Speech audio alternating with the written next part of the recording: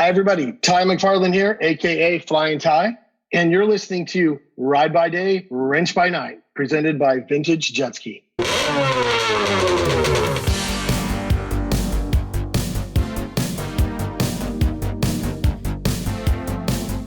Hello and welcome back to Ride by Day, Wrench by Night with me, Camwise, and I'm very excited to introduce today's guest. He is best known for having a garage full of amazing skis and bringing some great products to the market. I'm speaking, of course, of Ty McFarland, but you may know him as Flyin Tyre, who also had a ripping freestyle career back in the early 90s. Over the years, Ty has built one of the most impressive vintage jet ski collections in the industry, including V-Hull 400s, and has owned numerous Jeff Jacobs race skis, including the most legendary of them all, Jeff's 1991 Electronic Fuel Injected PJS 550. Listen in for a great story about how he owned a race boat belonging to Chris the Flyin Fish Fischetti for only one day. Ty has some tips for you on how to find such great skis for your own collection, and how to check whether your find is authentic or not. In recent years, Ty has also started Fly-N-Ty JetSki Products, which has been creating OEM Reproduction 550 tanks. Plus, there are now brand new tanks for all those X2 fans out there. I know, right? These have been in hot demand in recent years and they're finally here.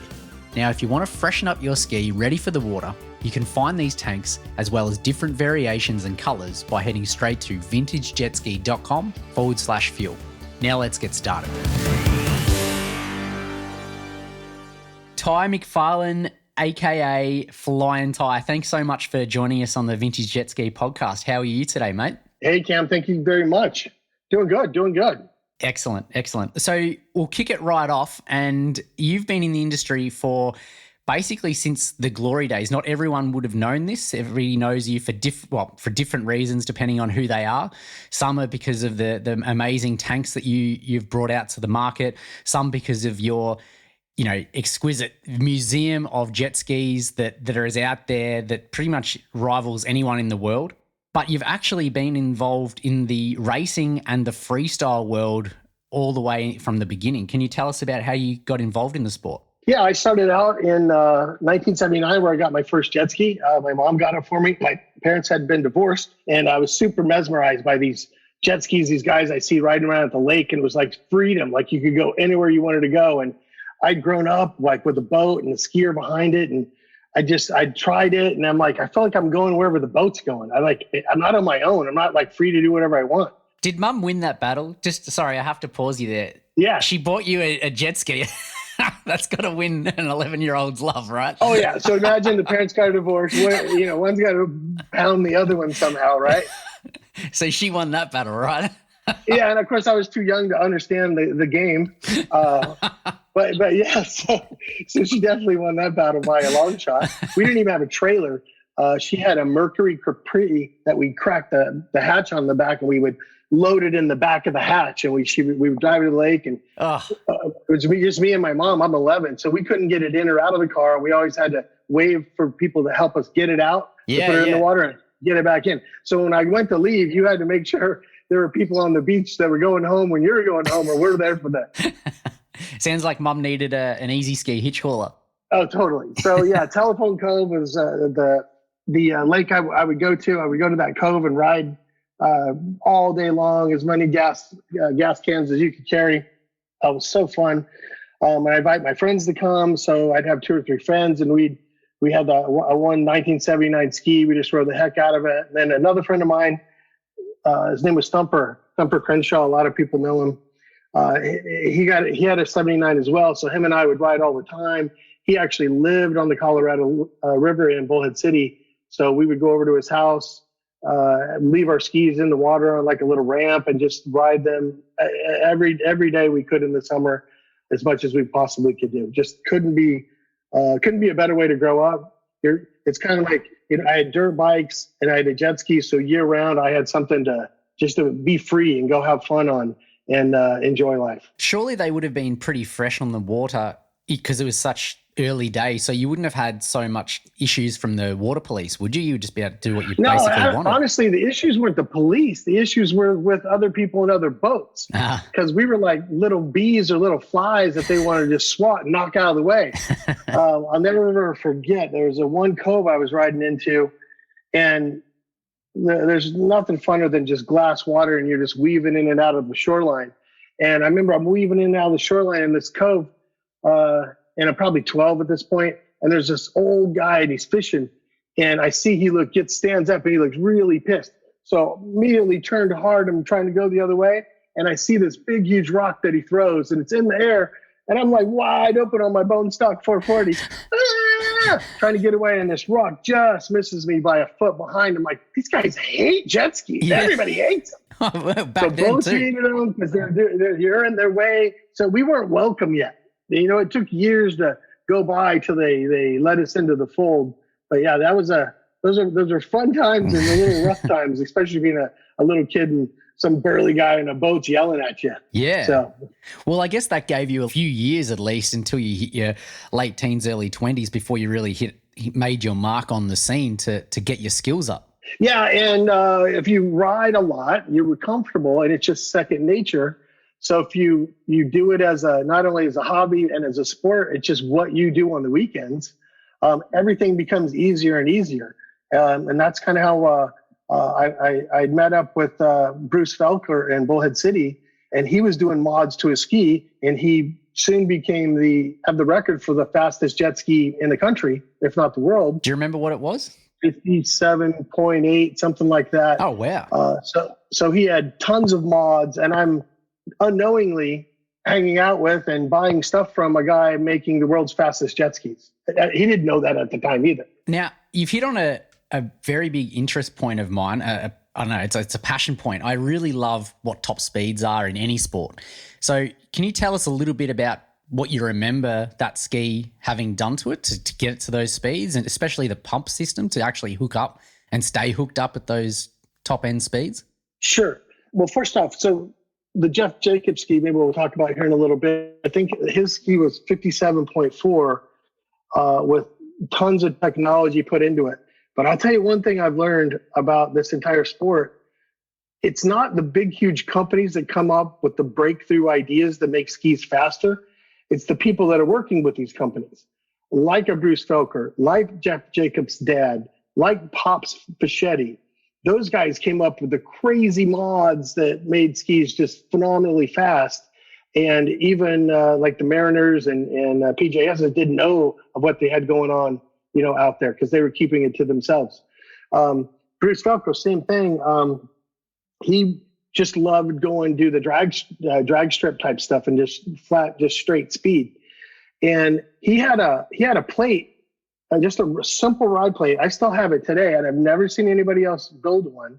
But it's an aluminum plate that you bolt up to your stock plate, and it's thicker in the front and thinner in the back. And then it has a cutout that goes right in the front of your pump, where you remove the grate entirely, and just has this oval cutout that bolts to that.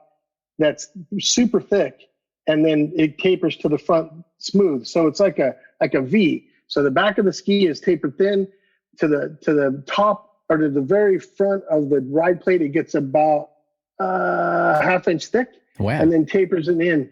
And I don't know what he did or how he figured it out, but if you take a stock ski with a radar gun and race it against one with just that plate, you get 3 miles an hour. Wow. Just doing that. What a mod. So and I still have anybody that uses it.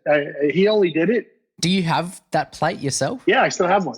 Yeah. Mate, maybe we'll have to, if you're all right sharing it, maybe we have to get a picture of that and put it up in the show notes. Yeah, I will, sure. I'm sure there'd be a lot of people interested. Yeah, he sold them. Anybody could went to him and bought them. I bought one back then. I think it was $150 back then. And you just drill and tap your stock plate. You didn't even have an extended plate. It was just a stock plate they bolted to, but it was phenomenal. Just little things like that, little tweaks and stuff that he did. I didn't know all of his secrets. I know some of the PJS ones because I own the PJS boat, but the little things like that somebody just comes up with, not a huge multinational conglomerate that comes up with these ideas. It's these guys testing and coming up with cool stuff that really works. Obviously a smart, engineer that knows his hydrodynamics. Yeah, right. Awesome. As a matter of fact, he even came out with later, and the ski still exists.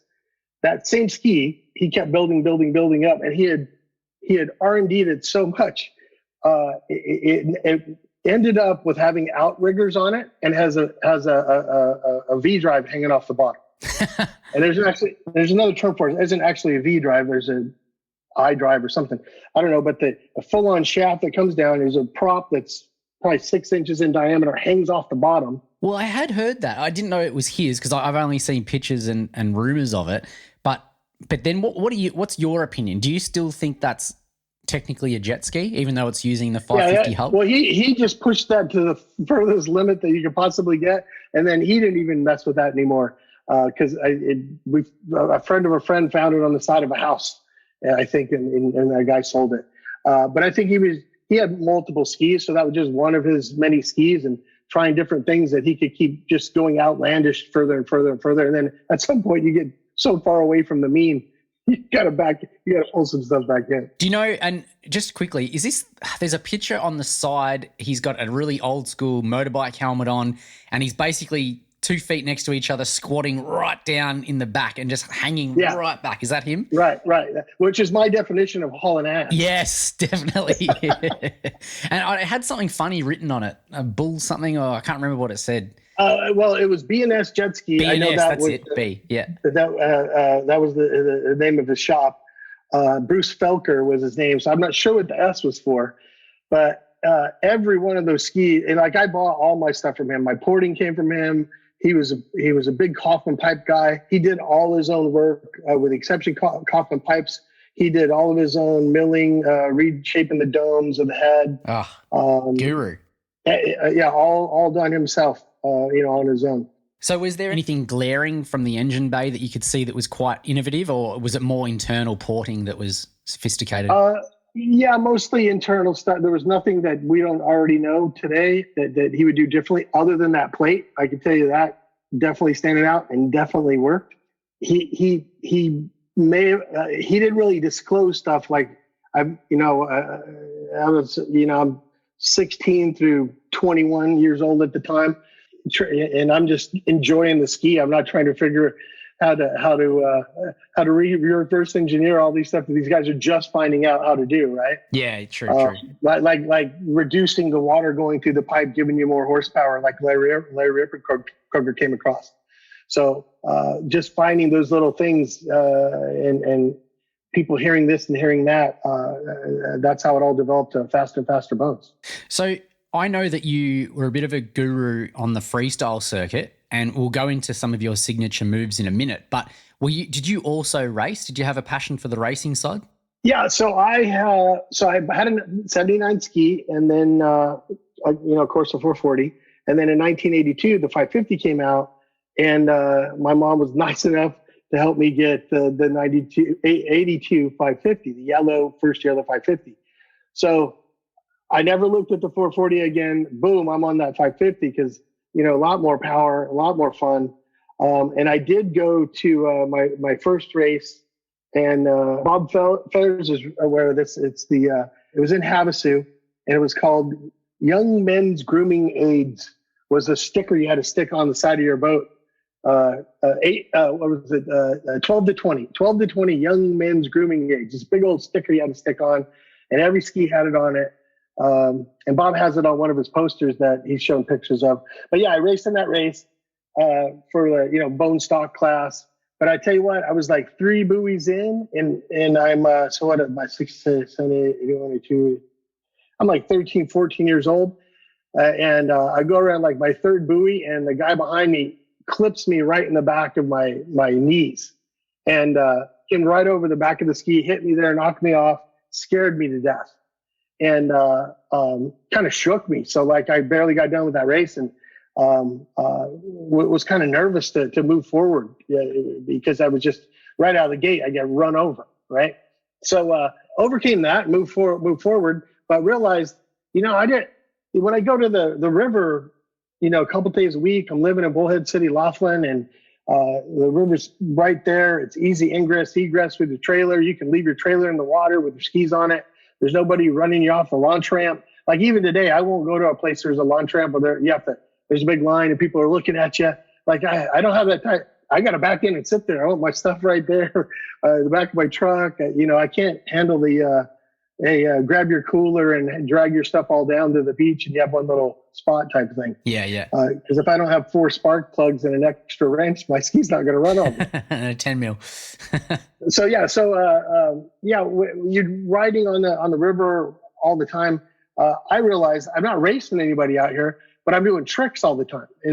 And I realized that was what I gravitated to more than the racing, was just doing the tricks, because I would drive by people on a dock and they'd be clapping and like, wow, and this and that. And I'm a little kid. I'm like, man, I impressed those adults over there. Look at that. Yeah. And then it got to the point where people would say, hey, I'll give you $50 to come over. We're having a party on the river. You just do some tricks out front. I'm like, okay. Oh, you're the OG Mark Gomez. Instead of ripping it and doing backflips in a pool, you're... That's right. Right. And then that had evolved to, I'm like 18, 19, and people go, hey, we're going to be over here. You can do some tricks. I'll give you a 12-pack of beer. I'm like, that's even better than money.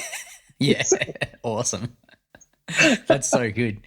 Now, tell us, you must have become a bit more professional, so to speak, because you polished up a routine. Yeah. And you also had this brilliant boat that I even now think is one of the nicest looking skis, even, with all the beautiful skis of the late 80s, early 90s and the glory days of racing.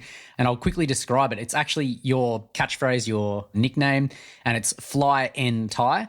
And I think it's brilliant. And my ski is actually, I've copied yours in sense that the paint work goes from the bottom of the hull all the way over the bond line and then continues over to the hood. And I think that for me is the best way to do it, instead of the two-tone. Yeah, I think that's the sexiest line on the boat.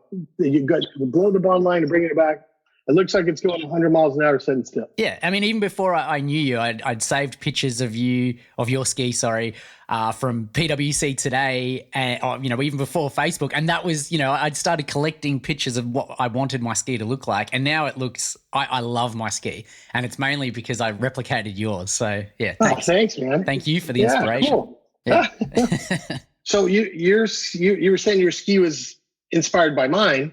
Well, mine obviously was inspired by Scott Watkins' Jet Pilot skis, right? So I saw the skis. I'm like, man, look at that. God.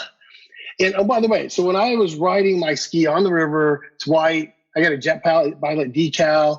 I'd cut out all the blue from the Lightning. So this was just lightning and white and clean.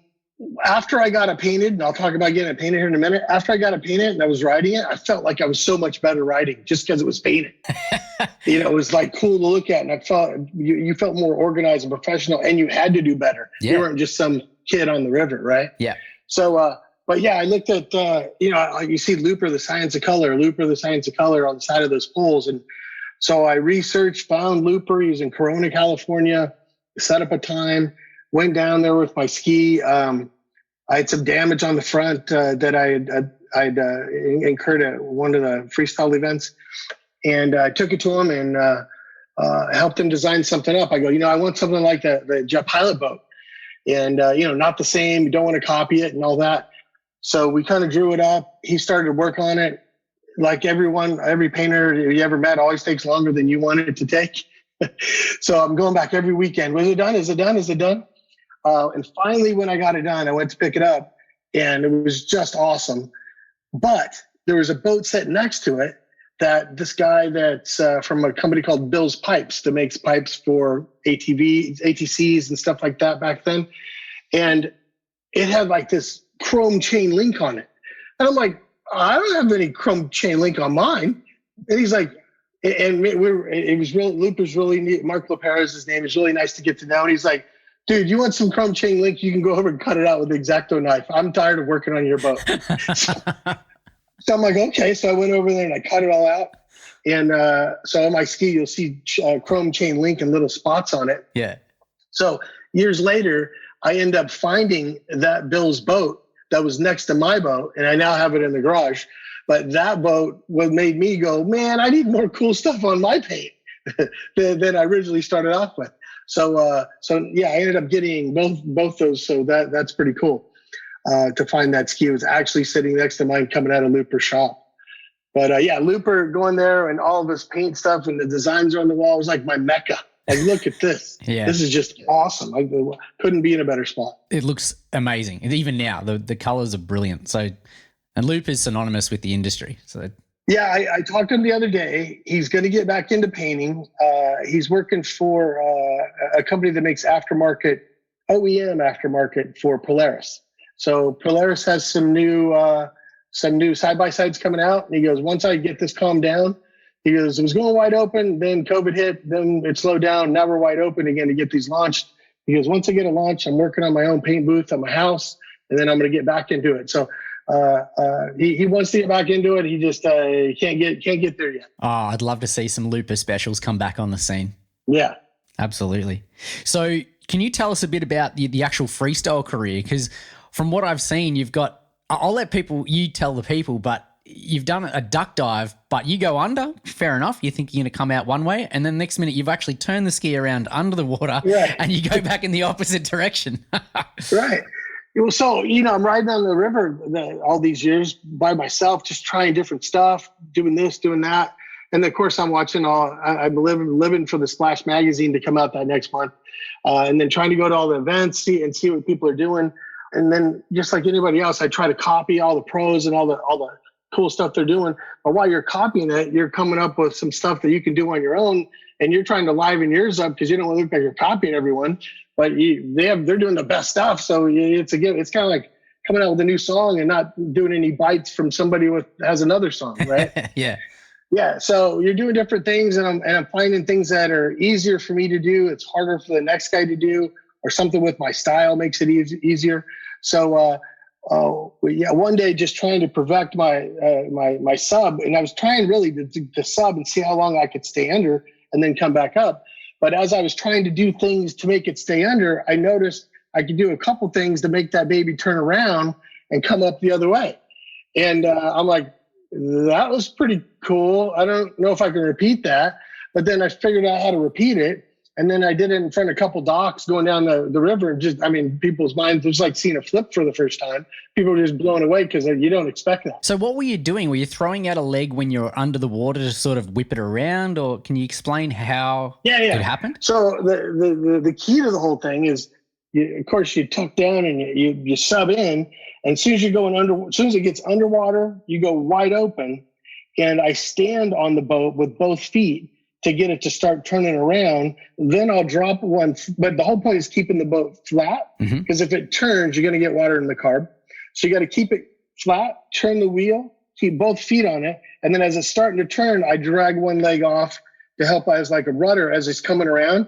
And mind you, I'm wide open. So it's just about ready to run out of air as it pops up to the surface. That would be phenomenal to see under the water.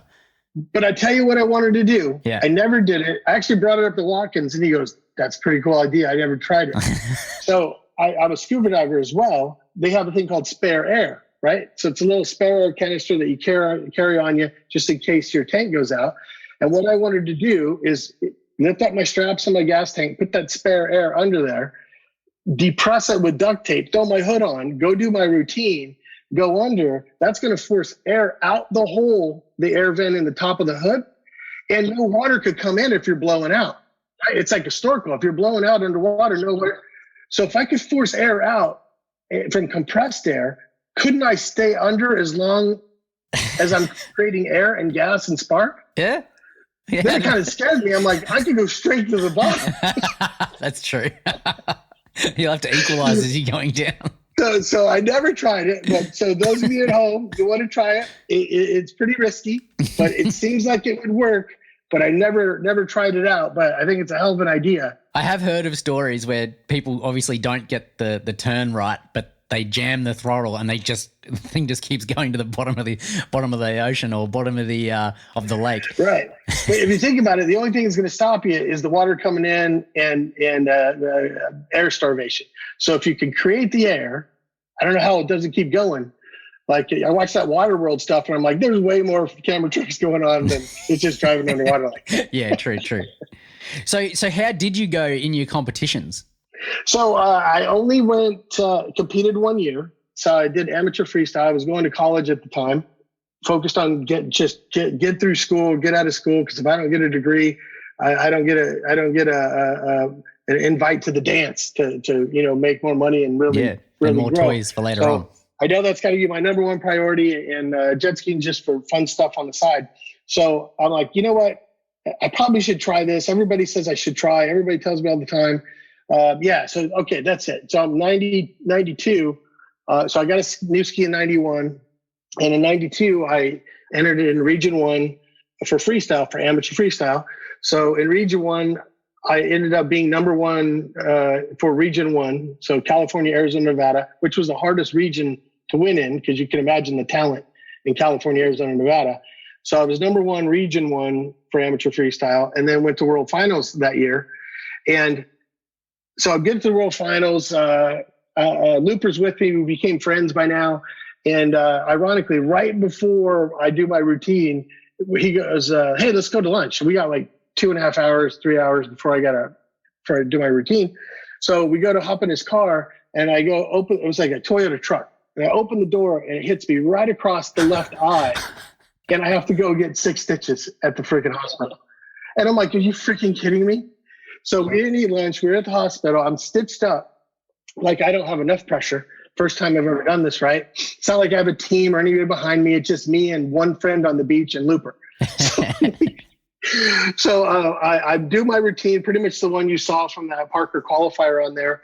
But when I go do my underwater turn sub, I still have my stock rubber mats on the side. I hadn't switched them to like some grippier jet trim on the side. And as I go to do it, my left foot slips off and I bounce, and I don't get to do the first time in front of freaking when there's 30,000 people there. My signature move. And then I turn around, I play it off because I got to complete this thing. And I was going to end it with the turn sub underneath the log jump. Now I'm headed towards the long jump, and then let me digress a second. Back then, they wouldn't let you practice like they do today. Right. Today, they let you practice, go drive around a little bit. No, it was the races stopped, and then you floated your boat over, and you got to go. You could practice around the corner, but you couldn't practice right there in front of the beach area. So where that log jump was, what I wanted to know, are the ropes coming off on a 90 or 45 degree? Because it's going to matter to me as I hit this turn. So there was nobody to ask but this official that supposedly installed the log jump. And he goes, oh, dude, they're coming off at a 45. No problem. You're golden. So as I go out there and I'm coming to make that turn, I look down, they're coming off on a hard 90. And as soon as I go under and I come up, my boat goes on one side of the rope. I come up on the other, and it literally separates me from my ski. And I'm sitting there with one horn honked right before I went under. I came up and I got separated, and it's just circling. And by the way, when I went under, like the hook, and I grabbed my life jacket and my vest in the corner, and it was like holding me underwater a little bit, and I had to break my vest and that where that hook was, and bobbed it back up, and my skis circling, and I'm freaking swimming as hard as I can, and burp, burp, it was over. So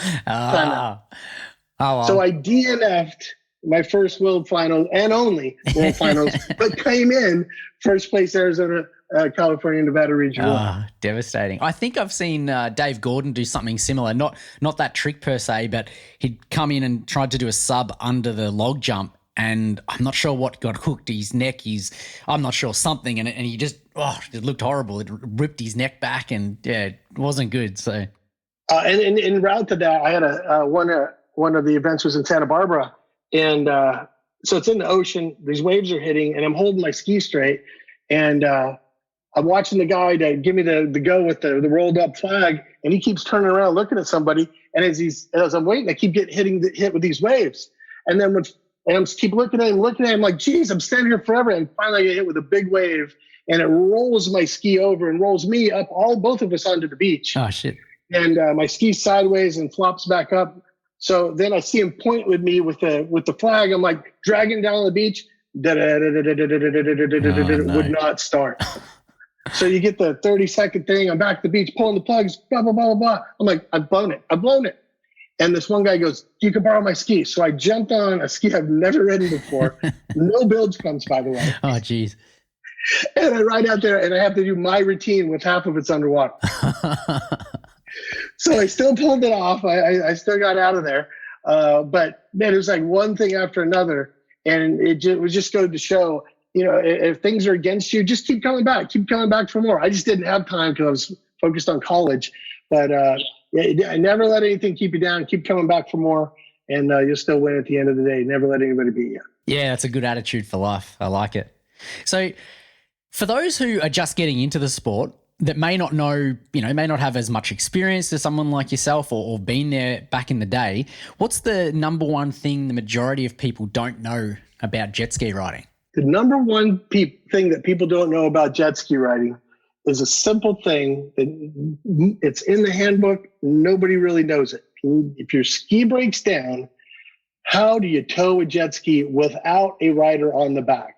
And the answer is you tow it backwards. Ah, true. It's in the manual. You tow it backwards. And believe it or not, it really works.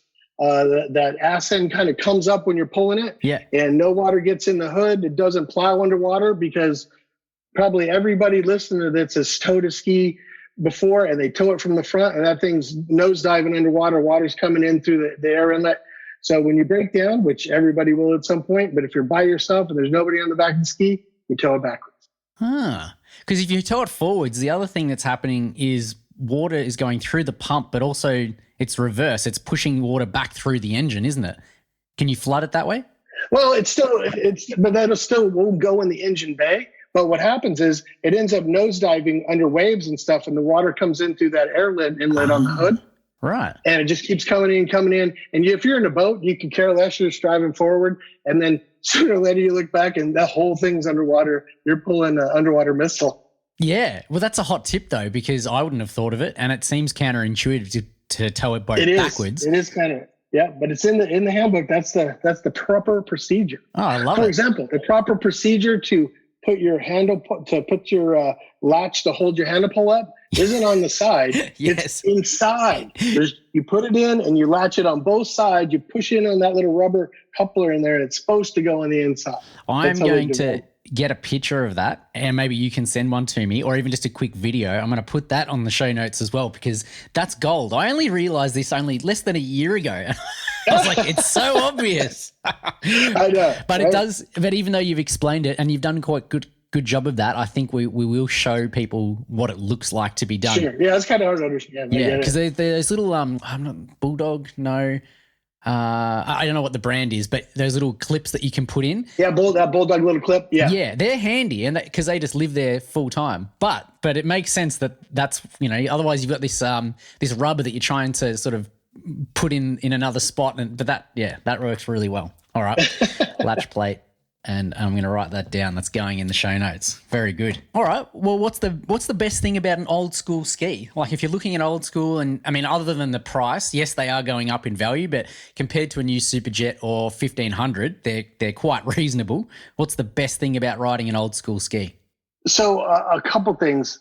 One of the ones that hit me by surprise, and of course for me, I've been riding skis a long time, but experiencing something you can't experience anymore, that's what's fun. And I'll give you an example. So you're on a 440 or 550 with a pipe that comes out the front. So, up to at 85 and down has the external pipe on the front, that big black pipe.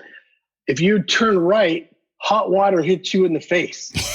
Like you feel hot stuff hit you. Like today you go, why would they design something that has something hot that you can hit you? Yeah. But the cool part about it is how crude but cool it was then.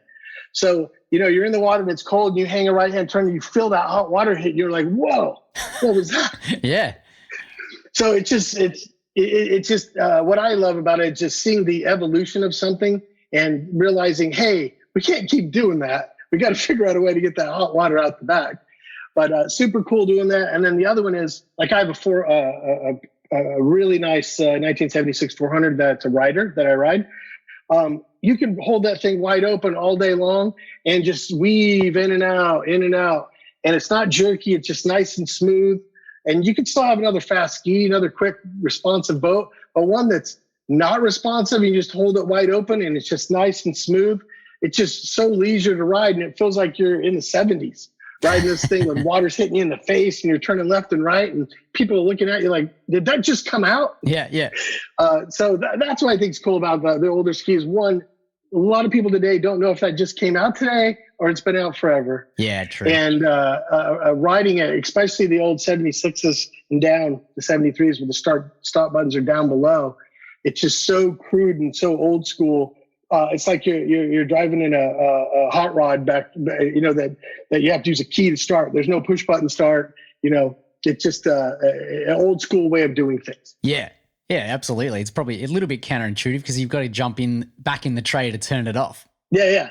And they had a problem back in the day. So should they have a red start and a black stop, or a black start and a red stop?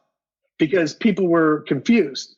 So when the 73s and through 76s came out, 73, 74, and 76, obviously 75 was a non-production year, although you will see that at the end of some bins, but they were still 76s made in Nebraska. They had to figure out, is red like a stop sign, is black start, or is red start being hot? So there's a little problem coming out. I think they started with a red start being hot with the black stop, but people saw red thinking stop, so they pull up to the beach and hit the starter, and then they just keep going. So they actually mailed out free start stop buttons for people to swap out. Oh, right. As like a recall, factory recall. I'm sure there's people listening right now that are just going, yes, that was me. That was so annoying. Hey, Bob Ferris told me about the recall. I didn't know about that at all. But yeah, that's how all that changed out. We'll get to your impressive collection in a minute, because I'd really love to hear all the intricate details about from the 400s, the original ones that were handmade, right through the evolution, because they kept basically the same platform for nearly 18 years. Look, we will go into that. I had one more question on riding styles and that kind of thing and your experiences. So tell me, I know that you've bought a brand new Superjet, the new 4-stroke version. Can you tell us the big differences that you felt riding one of those compared to like an old school 550? The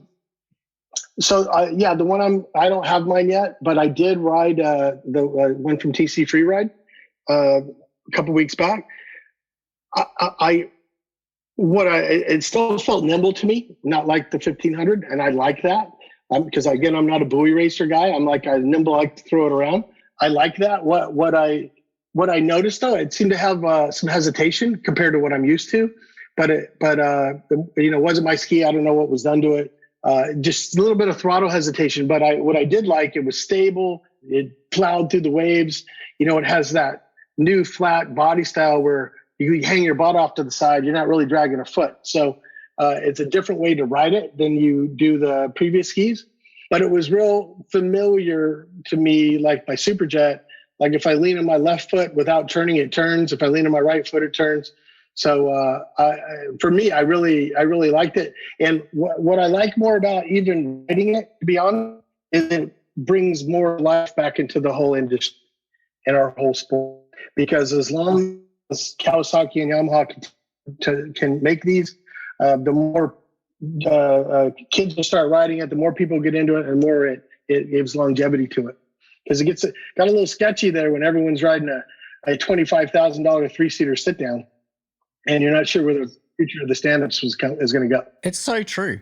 Yeah, and I see it's complementary, because I look at it from the other side, and it works both ways. Don't get me wrong, there's no right or wrong answer here. But I see if someone can't afford one of the brand new skis and then they find a 550 for a reasonable price on Craigslist or eBay or somewhere that they can pick it up for, and then they can fall in love with the sport, because 2-strokes are relatively easy to get going if you've got some mechanical aptitude. And if you don't, there's plenty of people that can help you get it on the water. And then once you go out and have fun and you get a whole group of buddies, it makes more sense to go, this was like an entry-level ski, an entry level into the industry, and then, they can justify getting a 1500, getting a Superjet, getting whatever they want. And it's great for the industry from that perspective, from the bottom up. And then equally, if you buy a brand new ski, and then you might go, well, I'm going to increase the fleet. I don't want to buy another Superjet, but I'll get a couple of 550s for the kids or for whoever, my friends. And I love that. Yeah. So, and it keeps the whole point, like when Gary and I started the old school museum, the whole point of that is to get kids back on a ski again, to help bring this sport to a new generation that we love so much. And having kids walk through and see old race skis or what skis look like then, that, hey, I've seen one of these on Craigslist the other day. I could go buy this. I could go do this. And dad can afford it. He doesn't have to take out a loan and buy a trailer 5K down on the 20K ski. Yeah. So something to get back into the JS model 445-50 boats that the majority of people globally can afford. And with that said, that's why a lot of us have been trying to make these aftermarket parts to get these skis back on the water. And that's what my impetus was for the tank. Was you could go buy this ski for your kid, but the tank's 30 years old and has a crack in it. So I guess I got to go buy another ski with another tank, because I can't just go buy a tank. Yeah, exactly. And if you could find a tank, it was still 30 years old, and the same as old as the one that you had previously had. That's right. I want to talk about that evolution, because there's some major reasons why you get a new tank. There's some new innovations that you're doing with other models as well. But I want to get into that in its own separate thing, because I've got some very specific questions for you on that. One thing I'd like to raise right now is, for what I think a lot of people in the industry, and if you don't know already, Ty has one of the most impressive collections around in the world. There are others that are out there, but by far yours is probably the biggest. And at some points, I know that it's changed over the years, but some of the most rare skis when it comes to the race skis as well. I think we'll start from the very beginning, how it started for you, whether it just started growing, and then we'll go chronologically through what you have. So I know you have some V-hull 400s. Can you explain to the folks out there the difference between the A and the B version of the 400s? Yeah. So the 1973 came out, and they made 500 of the 1973s, 250 V-hulls, 250 standard hulls. Now, the standard hull is what you and I and everyone knows from 1973 through 1995 in the US, what the front of that hull looked like. That's a standard hull, and that's called an AA hull. WS-AA is the actually nomenclature. The WS-AB is the V hull. Now, it's not a V, but it's like a bulbous thing in the front, that where on the standard hull it's flat. This bulbous thing is there where the flat area was, and the strakes on the side go all the way to the front. They don't stop about a quarter of the way down. And they made these because they wasn't sure which way the public would want to go. So when you ride a V-hull, it's very aggressive. It'll turn very aggressively and very quick. Versus a standard hull, you got to lean into it, drag a leg, really get that baby to go around the corner. Apparently, that the AB hull was too aggressive, and the vast majority of people wanted the AAs. And this is something Bob Ferris was telling me, that the majority of people wanted the AAs. So then they diverted to making everything AAs thereafter. So the AB hulls, also known as the WSAB, also known as the V hull, are now extremely rare because they only made 250 of them globally at one time, 1 year. Along with rarity comes want. So if you can't get it, people want it. So the ones that are the more rare stuff is, the more people want it, and boy, is it harder to find. Yeah, absolutely. And another cool part, there's so many interesting parts. On first blush, you look at these skis and go, oh yeah, it's just a green Kermit-looking ski like we all ride. But when you get a bit closer, the handle pole is riveted. These two pieces, and you can see the rivets down the side. And if you look closely on the inside, you can see the actual pieces of fiberglass because it's all hand laid. And I love that. And on top of that, if you go in and look on the hole, on the side of the hole, and even if and I've split a couple, you pull those rivets out and you split that handle pole to redo it. Every part has a WT.3318 kg. So they have the weight of every part handwritten, like with a Sharpie back in 1973, on every individual part that can come off as its own part. Wow. It doesn't get more OG than that. So when people see that, a lot of people think, oh man, I've still number 18 because it says 18. Well, because you can't really read the WT and the kgs kind of scribbled. But yeah, it's just the weight, and it's all by kgs, and it was all hand laid. If you look in that hole, it's all hand done in Japan. for 1973 and 1974. The 1975 year, there was no production because they were moving the plant from Japan to Lincoln, Nebraska. So in Lincoln, Nebraska in 1976, they started in earnest to start making the 1976 skis. However, you will see some of the VIN ending in like a 1275, but those were 1976 and further. That's just where they started the VINs up from in Lincoln, Nebraska. And you'll notice those are SMC holes, which is the fiber holes made out of a mold rather than hand-laid ones in 73 and 74. Right. Now, here's a pop quiz. This is going to test your knowledge a bit because I'm not sure if you have a picture or you can remember it off the top of your head. But for those who might have one, can you, or even if they've seen pictures, the VIN number on the back. So if you're standing at the back of the ski, I believe it's on the right-hand side, just on the tray, and then there's the number in there. Can you tell people how to read that number? Because some numbers refer to the day, the month, some refer to the number of production that ski is, and then the year. Sure. And even more complicated than that, and I'll explain. So if you have a boat that's a U.S. boat, the number will be on the right or the left for 73 and 74. I've had skis that have been most 74s are all on the left side. Most 73s are on the right side, but I have seen some swapped. And in addition, when you see that number, I've seen ones where it's like one of the digits has been cut out and replaced with a number because they messed up at the factory and they cut that out and replaced the digit. Like they just slipped it in there with same font, same material, but they just slipped it in. So it could be on either side, usually not on the right for 73, usually on the left for 74. The very two digits on the right are the year in which it was produced. The next two digits to the left, like if it says 0873, that meant it was built in October of 73. And all of the digits after the KAW on the left tell you the serial number. So if you have 551273, your serial number is 55 made in December of 73. And that's how you can read the numbers. Now, if it's an international boat, it gets way more complicated, and I don't even know these answers. I don't even know who to ask. But I've seen international boats that have a completely different nomenclature that have nothing to do with the VIN or nothing to do with the year in the VIN across the number. And maybe you know that. I don't know that. I don't know how they can tell by. No, I make most of my references from you guys in the States, so that's how I learn. Yeah.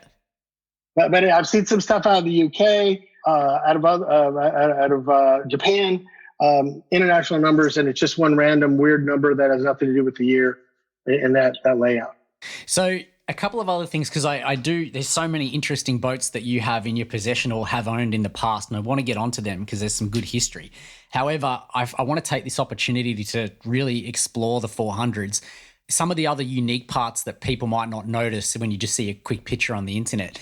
One is the very, very sharp angle of the handlebars. They're almost, they're not 90. They're not like 90, but they're very, they're very pointed in towards the body. They're 80. Yeah. So they're ridiculous. They almost, you've got to put your hands next to each other. Yeah. There's that. And then there's also the bed plate, I believe, is made out of, I don't know if it's magnesium or some other, or maybe it is aluminium, but it's definitely not the standard. It looks, if you're restoring a 400, you need a 400 bed plate because that's different as well. Yeah, so 73 through 76 had an aluminum bed plate. And those bars are real tight. So if you're standing up close, you're going to bing, bing, bing, bounce them off your legs because the design was for you to stand further back and then you're turning them in front of you. But we all know there's some porpoising that goes on if you're standing towards the back. So therefore you step up to the front and then you're back to the legs hitting again. For me, I'm a 15-degree bar guy. I have from the start. Bob Fairs loves the stock bars. He will never take them off his ski. Again, he was the poster boy for jet ski back in the day. On the poster, I had him on my wall, hero of mine. And matter of fact, a couple of Christmases ago, I got a parcel in the mail. I opened it up and he sent me a signed poster. So man, I got that baby framed up on the wall. Yeah, that's nice. In glass. Super cool. But yeah, those were tight. And that's one of the things when I talk about riding the old school skis, I mean a bone stock old school ski with those bars, because it feels uncomfortable. It feels weird. And that's what the cool thing about it is. It's like it's driving a car with a thin steering wheel from the 70s. Just feels weird, but that's what they had. And that's what they... And no power steering. Right. It's a wood steering wheel, no power steering. You got to lean into it. Yeah. Hand over hand, like you really rip it around. Yeah. And your left leg's tired because the clutch is so heavy. But that's a cool thing about driving vintage cars. Same thing about vintage skis. And they didn't have a pole pad either, did they? Oh, no. You don't need any of that. They can replace those teeth. They got those. Well, before we move on, is there anything else that comes to mind that people might not know about the 400 that's quite unique? Yes, every 400 so every 1976 400 had the holder that we talked about where you slide through. It was only on one side. It wasn't on both sides.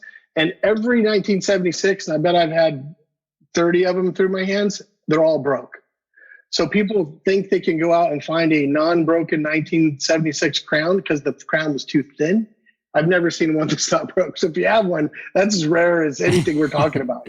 Actually, there is one thing that I remember from the one that I owned is that the head actually looks quite different. There's a top there's a piece that's molded into the cast, so to speak, in between the spark plugs, and I believe that is that for a cooling attachment. So that's only on the 1973, 74 and up, switched to the one we all know as a normal ski. But yes, in the 1973, the water exit came out the top of the head, dead center of the head, not in the front like we all know it. Came out of the top, and then that exited through the exhaust. And by the way, where these, just so everyone knows out there, where did the jet ski engine come from? These used to be bilge pumps for ships. Yes. So these things were just made to pump stuff out of a ship, and you'll see like in all the if you get any old parts still in a wrapper, you'll see Kawasaki Heavy Industries. Well, that's the heavy industry. Well, they stole that from shipping, plucked it in, popped it in the ski, and that's what you got. You get what you get. You didn't throw a fit. Yeah, Victor Sheldon actually reminded me of that. He brought that up in our interview, and I thought that was brilliant to share with everyone. I wonder if anybody's found one that was fit for purpose for a ship. Some and old I've never stock. seen a picture actually on a ship. I'd love to see that, to be honest. Yeah, somebody's got to have one somewhere. Oh, surely. Imagine an old crate one that some bloke's just like, this is just a waste of money. No one's going to use it. And you can put a brand new 400 engine and straight into it. That'd be cool. Right. He goes, you know what? I could port this and mill that head. I could get a lot more water out of it. And put a West Coast pipe on it. Right. Oh, great. All right. Well, I think we've nailed the OG 400 discussion. But you also own quite a fleet right up and down the range. One thing that is quite rare, there was a limited edition that didn't come out in the States, but Japan made a limited edition in 1998, which was just an SX. It was all white, and it had just jet ski in silver as a sticker, and that was it. Have you seen or ever owned any of those? I have not. There's one in the U.S. I know of. They all came with their own special number on the side. So they were special number with a little plate on the side. Actually, I had a line on one time, but it's difficult in Japan because I only speak some Japanese. It's good that you speak any. But it's too hard to pull it off, so I finally just gave up. But it's still super rare. So can you tell us these days, because you've had such a collection and you don't just keep them forever, you have sold them in the past. What have you seen the prices do in recent years? And can you give us a range that you've seen go for? Yeah, so the pricing for skis, from what I've been able to tell, changes on how well Kawasaki and Yamaha do with selling their own boats. Meaning, if Kawasaki and Yamaha didn't come out with anything new, the skis would get lower and lower and lower. I feel like the interest would go down. So they launched the new 1500 Kawasaki. Pricing went up on the 445 50s. They launched the new Superjet. Pricing shoots up on the 445 50s. So I see that as a telltale sign of how driving the market up. If there's rumor of another entrant that I can't talk about into the stand-up market that may help drive it up even further, that I'm super excited about, actually. if it comes to fruition. Is it under a new power plant? Maybe not. I can't tell you anything. Yeah. But I was privy to a conversation the other day, and I'm still in awe about it. So we'll see if it happens. But at the same time, the price has been going up, and what drives that is supply and demand. So like the pricing of 1973's 400 has been going up and up because they're harder and harder to find. A mint 1991 Pink Lightning 550, harder and harder to find a nice clean 550. So what? Pricing goes up and up and up. So there are more entrants that come into the good news is there's more entrants to the jet ski market. More kids want to ride a ski, and they don't get one ski, they get 4 skis. So a friend of mine, Braden Jones in Blood City, he gets 1 ski, loves it. I saw his garage the other day, he's got 4 or 3. And there's a bunch of skis in the background. So what I love is these kids buying this stuff today. They don't get just one, they get multiple. And they're just super excited about it. Well, you need to ride it with your friends, right? Yeah. So if your friends can't afford it and you could pull one off, or a guy who knows a guy and gets a good deal, you'll buy it. And then you instantly have a whole group to go out and ride when other kids might not have it. I did the same thing. My 440, I let my friends ride it when I had my 82 550. So I had someone to go ride with. So that demand, when that one kid gets 1 ski and he wants 3 more, he just took 3 more off the market. So the supply demand drives the pricing up, and also with the big OEMs driving the focus of it and having commercials and people see them in movies and things like that, put more interest to it. Yeah. And can you tell us some hard figures, like ones that you've heard that have gone for X amount in the past? Yeah, so like 73, 74s, well above 10,000 now, especially the blue 74. They are actually rarer than the 1973 because in 74, they made blue, yellow, and a little bit of green, and bluest was the rarest color. So very difficult to find a blue 74. So if they made 500 1973s, they made like maybe 150 of the blue 74s. So the quantity is less, therefore the rarity is more. Not to mention the blue looks just awesome. So you'll see the heavy demand. Everybody wants a blue 74. It's a beautiful ski, and they're just cool to have. I talk to people a lot about this. They ask me, is the bottom going to drop out? Is it going to go away? Well, first off, the bottom could drop out of anything, but I haven't seen it in my lifetime. They become more and more expensive because the newer ones become more and more expensive. As long as you can keep these running, people will buy more stuff and keep them running because it's cheaper than going to buy a $10,000 ski. That's true. And there's so many parts these days, and these small businesses that are becoming more legitimized. And because the market's there, they're able to become more innovative. It's fantastic. One thing that I do like is the shine and the gloss of the blue. But from my understanding, it's more of a matte finish of the sticker, of the black. Yeah, and that looks really sick. It's very like 70s Charger looking hood. Yes, exactly. Yeah, that's a great way to put it. Yeah. So can you give us a ballpark about what you think one of those might be worth on the market these days? Again, rare if the 73s are going higher than a mint completely restored 73 going north of 10K. The blue 74s are going north of the 73s. So it all depends on the customer. But right now, the blue 74s are the highest demand from what I've seen of all skis. And then 73 is becoming, being the next one down when that used to be the, most sought after. And then after that is mint, brand new or close to new skis. So a couple of years ago, a brand new 1995 550 sold for over 10K. A couple of them sent for over 10K, one at 12K. Those are even more expensive now because of rarity, because you can't get them. The more people that enter this market, the more people snatch up all these skis and they're not there. So like I've seen people joking like, who's hoarding all the skis? I can't find any skis. Where's all the skis? It's because more people enter the market and buy everything that's out there. That's right. I think something that may be wrong here, but if I was going to speculate on the market, and I wanted to get a ski that was in really good nick, but could potentially get for a really good price, would be 440s, because everybody goes, oh, they're redheaded stepchild of a 550. No one wants them. Sorry if you're a redheaded stepchild. But if you go 550 reed engine, that's pretty desirable. But a 440, you go, it's not very powerful. But the fact is they can rev quite high, but they're interchangeable. If you can find an aftermarket cylinder, you get a PJS or a West Coast RC4, whatever it is, RC520 cylinder, and chuck that on top, then it becomes a 550. You just change out the pistons and the head. So I think that there might be some room to move if people may have overlooked a 440 thinking, they're not the displacement isn't there, then you could probably pick up a bargain. So that's maybe something people should be looking at. And I think the problem comes of people not knowing the interchangeability.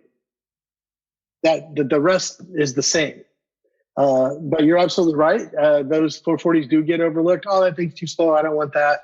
And I know people that have 440s that be 550. So it all depends on what you do to them. Absolutely. And then how you ride them and what handling products, because at the end of the day, and I've always said, it doesn't matter how much power you've got. If you can't get the power onto the water or the traction, it's like spinning your wheels at the lights. You're not going to go anywhere. But if you can get that pump hooked up. I will tell you, the biggest mistake I see people do when they buy a ski, and I see this a lot, is they have a 550 ski, and then they'll take off the breadbasket pipe. They won't put a half pipe on, and they'll take the breadbasket and they'll put on a West Coast or a normal PJS ski or pipe. Sorry, they'll replace that pipe not with a half pipe, but with a manifold and a pipe. And that manifold and the pipe are made for 440 pumps. The half pipe is made for a 550. So if you put on a normal, curve to the top, runs to the front of the ski, West Coast, PJS, R&R, JetTech, pick one, and you have a 550 pump, your ski will go slower. I've actually tried it, and it's true. Is that because when you see the pros running full pipes, which is what you're talking about, the PJS, the West Coast, the Kaufmans, but is that because they're running 440 pumps? 440 pumps. So Jeff Jacobs, Scott Watkins, all of the 3 Scott Watkins skis I have, every ski I've had that's a race ski has a 440 pump. That's a really good point. And is that because of, you tell me, why is that? Yeah, so the amount of power it could put out, there's mixed flow versus axial flow. I can't remember which is which. But forcing that through a smaller pump that's extrude honed, that the blades are nice and symmetrical, and you bore the nozzle, you can get way more top speed out of than you can a bigger pump with the 550 engine. If you have something bigger, like a bigger engine and a bigger pump, that's a different story. That's why you see pumps get bigger and bigger. But if you just want to talk 440 to 550, that 440 pump with a 550 engine is super fast. And does not go the other way around. You can't have a 550 pump with a 440 engine, and you can't take a 550 engine and put a 440 pipe on it with a 550 pump. And your power will go the other way, and it has to do with the power band within the pipe somehow that does not make that 550 pump function right from a power band standpoint. However, you take that and put a half pipe on it, now you're getting full power out of that ski. You could do tons of more stuff to it, but the half pipe, you look at, I've got one of Fischetti's boats, full on Mariner half pipe, because he's running a 550 pump on it. But when he runs, and that was one of the skis he did freestyles with.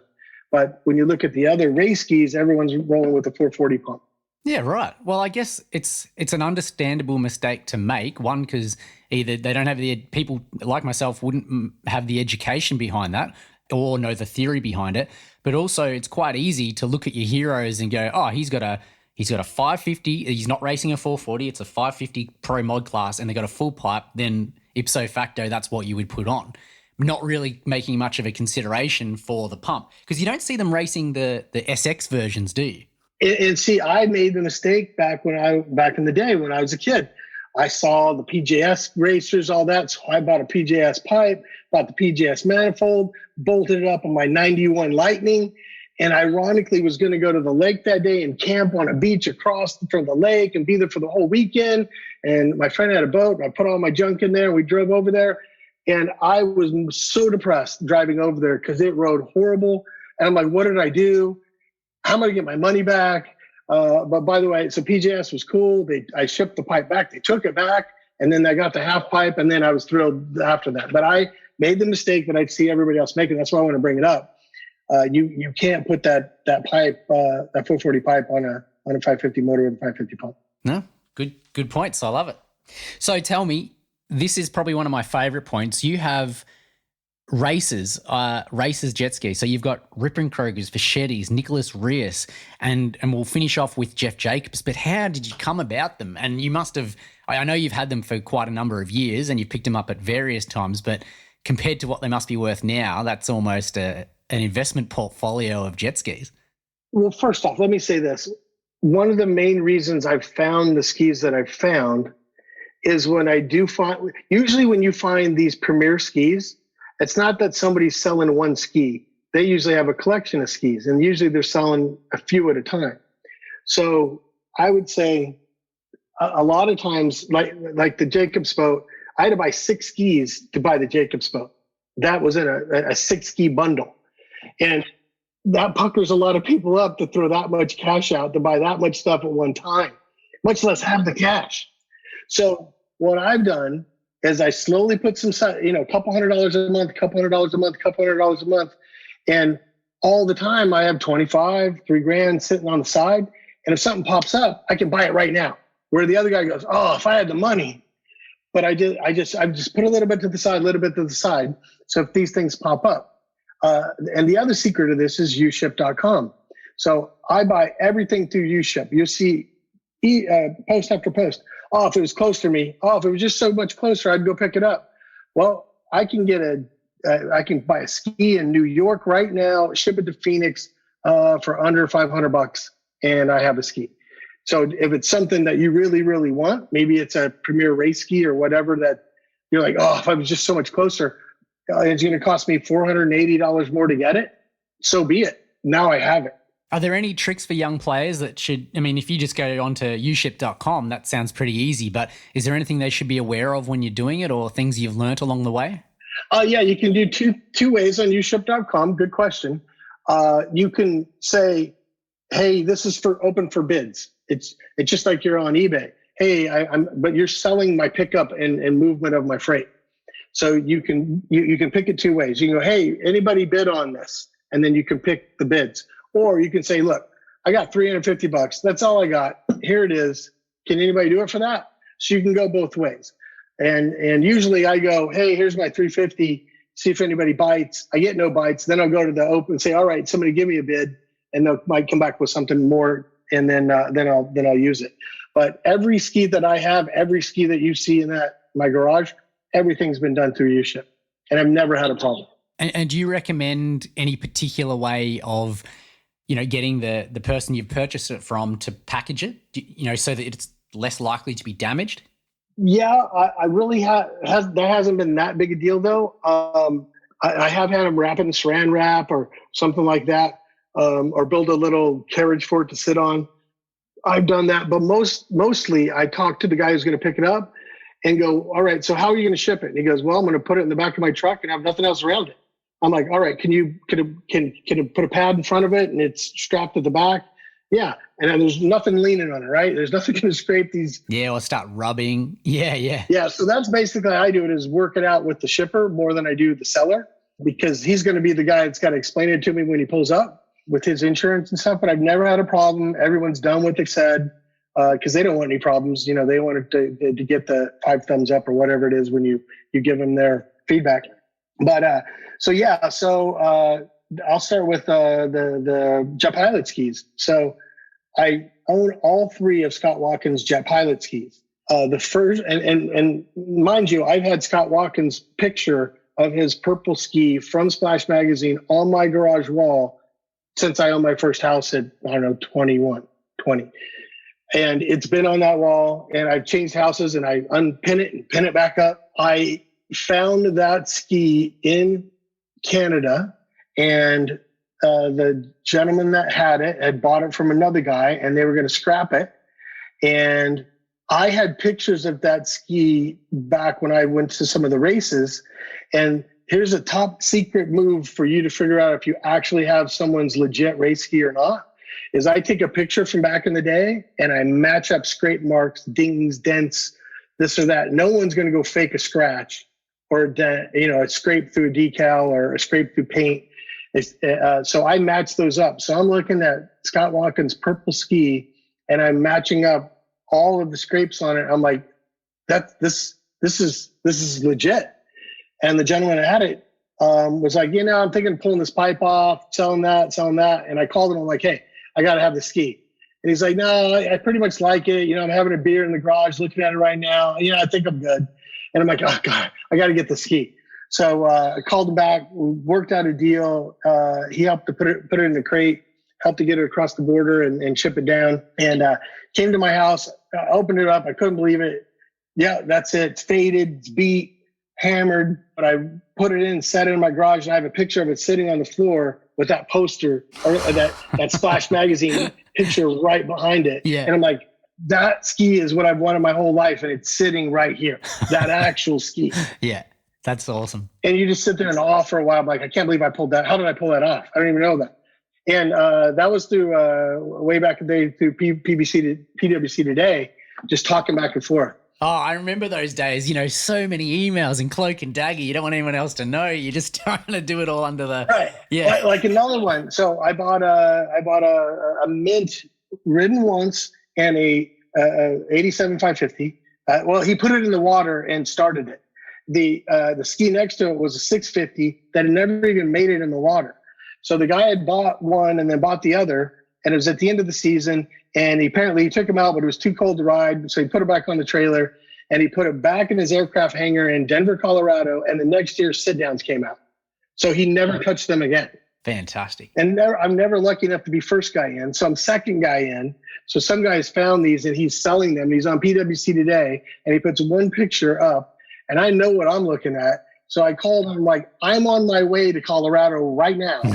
I'm going to send you $1,000 vis-a-vis PayPal. Yeah. And I will buy these from you. Do not talk to anybody else. Yeah, yeah. I'm driving there now. Yeah, yeah.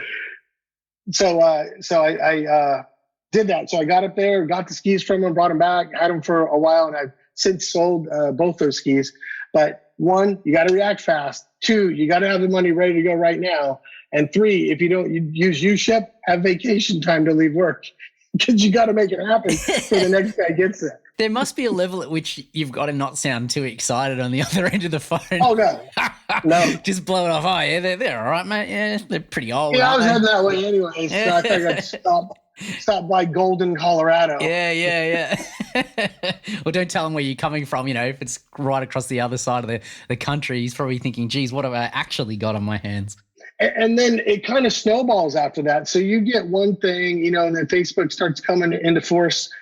And then people go, hey, I have this ski, the Jet Pilot replica ski. And and I'll get this picture or that picture sent to me. And then I finally get a legit black and silver Jet Pilot from Northern California sent to me. I'm like, you got to be freaking kidding me. And I'm like, I did the same thing. Matched up the scratches. That's legit. That's it. And this guy knew he had it. Now, when they shipped it, I saw pictures of the engine and pictures of this. This particular one, the only time I've had anything happen is the carbs were missing when it got here. So I don't know if the carbs got lost in transit. They were in a different box. I don't know what happened. It's the only problem I've ever had. But sure enough, I get Scott Watkins black and silver ski, and I have them sitting side by side. I'm like, you got to be kidding me. I pulled this off. Like 3 months apart. Yeah. So it just kind of snowballs. So you start posting pictures of it, and people kind of get to know your name, and then they'll send you stuff. So today I get so much stuff sent to me, it's tough to even keep up with it. Yeah. So Fischetti Mariner boat. Yeah, tell us about that and tell us the year, because I don't know exactly which one you're talking about. You own it. Yeah, I don't even remember the year because I owned the ski for about 30 minutes. Oh. I'll explain that in a second. Right, that's probably why I haven't seen it.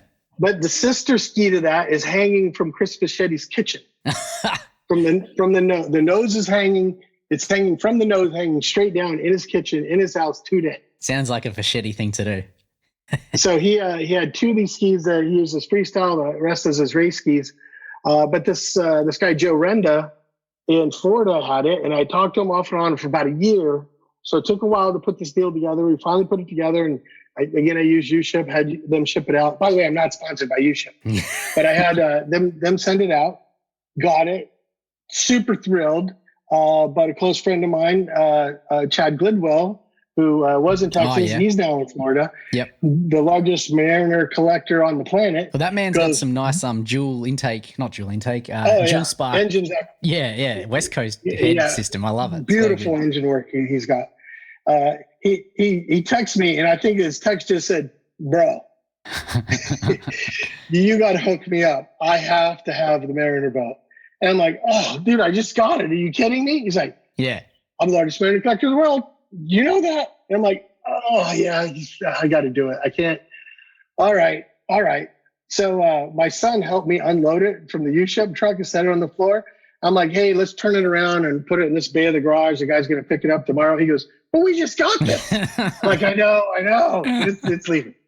So I literally had it until the guy picked it up the next day. That's a nice story. That's good. I mean, obviously he's the man that's going to appreciate it.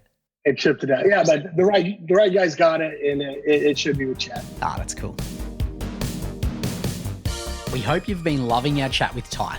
And if you weren't a fanatic about the sport already, you no doubt will be now.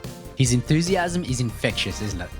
Now, we wanted to take this opportunity to let you know that VJS provide an easy to find and also massive range of parts for, you guessed it, your vintage ski.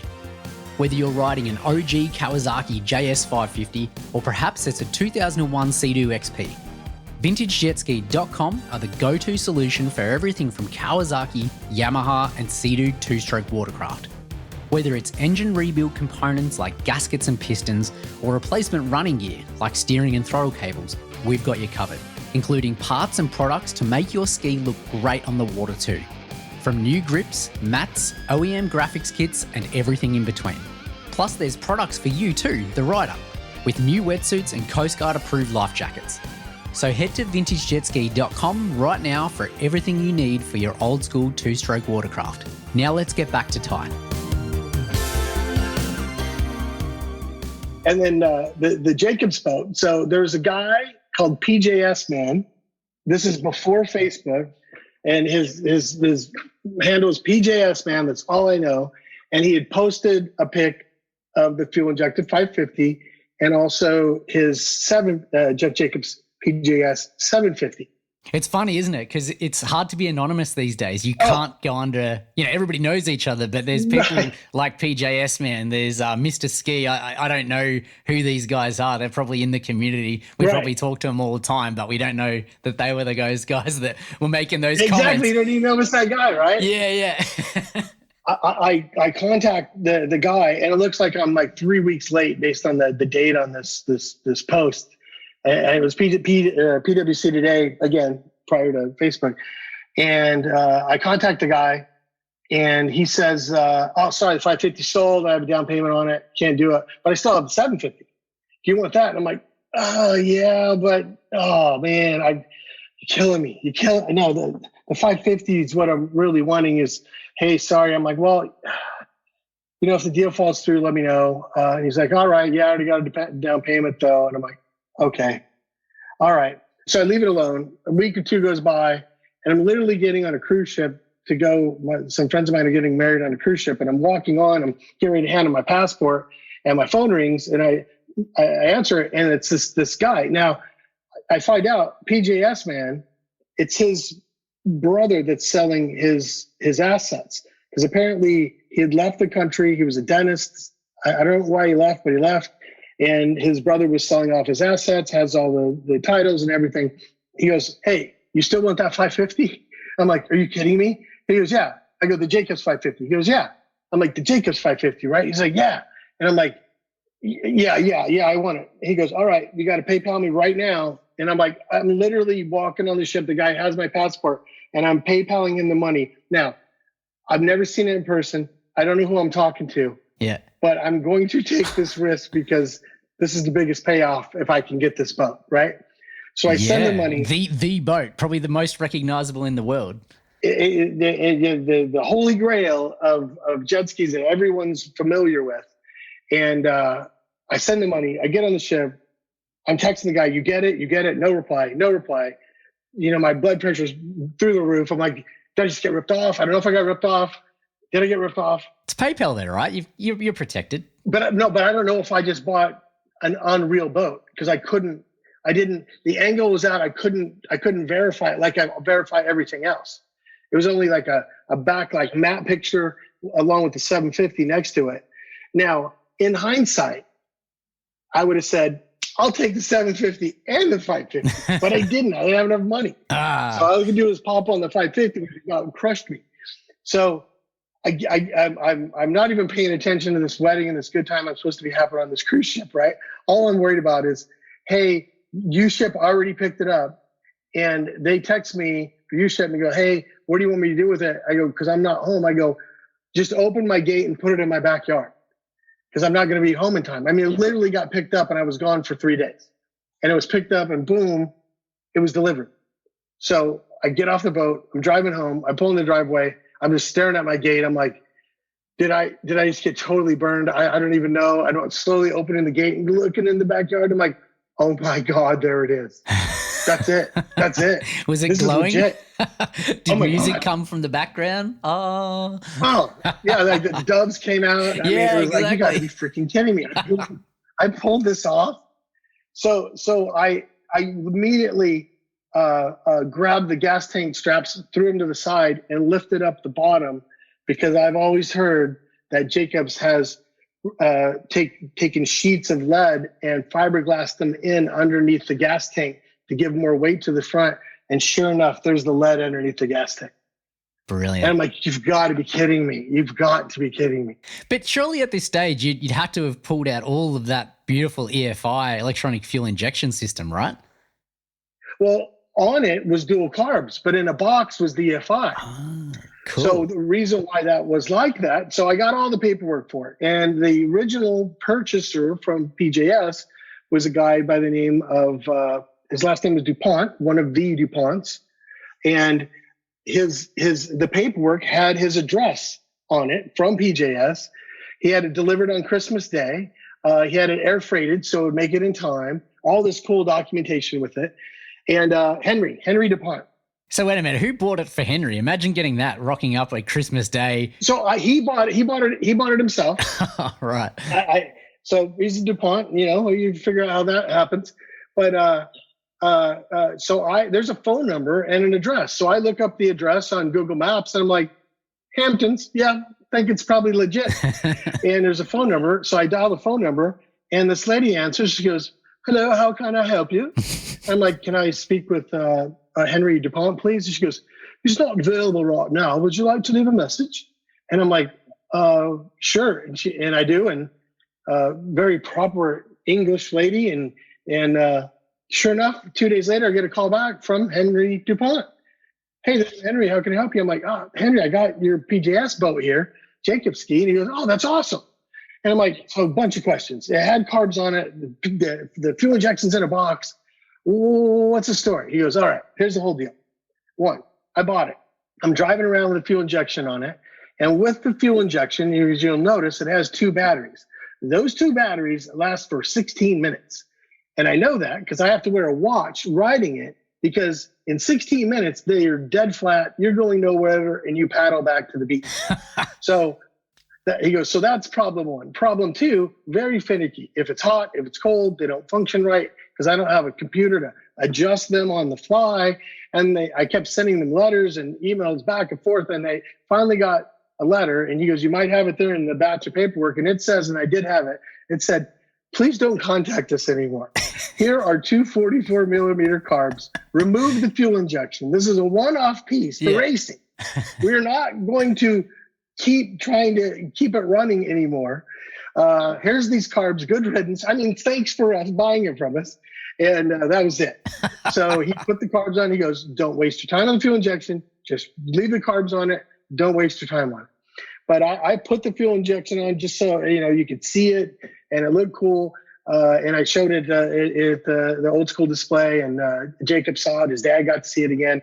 Because it is a race ski, right? Because what I noticed when I saw those pictures is that when you see that beautiful showboat that's kind of up on an angle on a display, it's all very shiny, and the box is all, metallic and whatnot, and the fuel pump and the everything. It looks like a showroom, something from Pebble Beach. It's beautiful.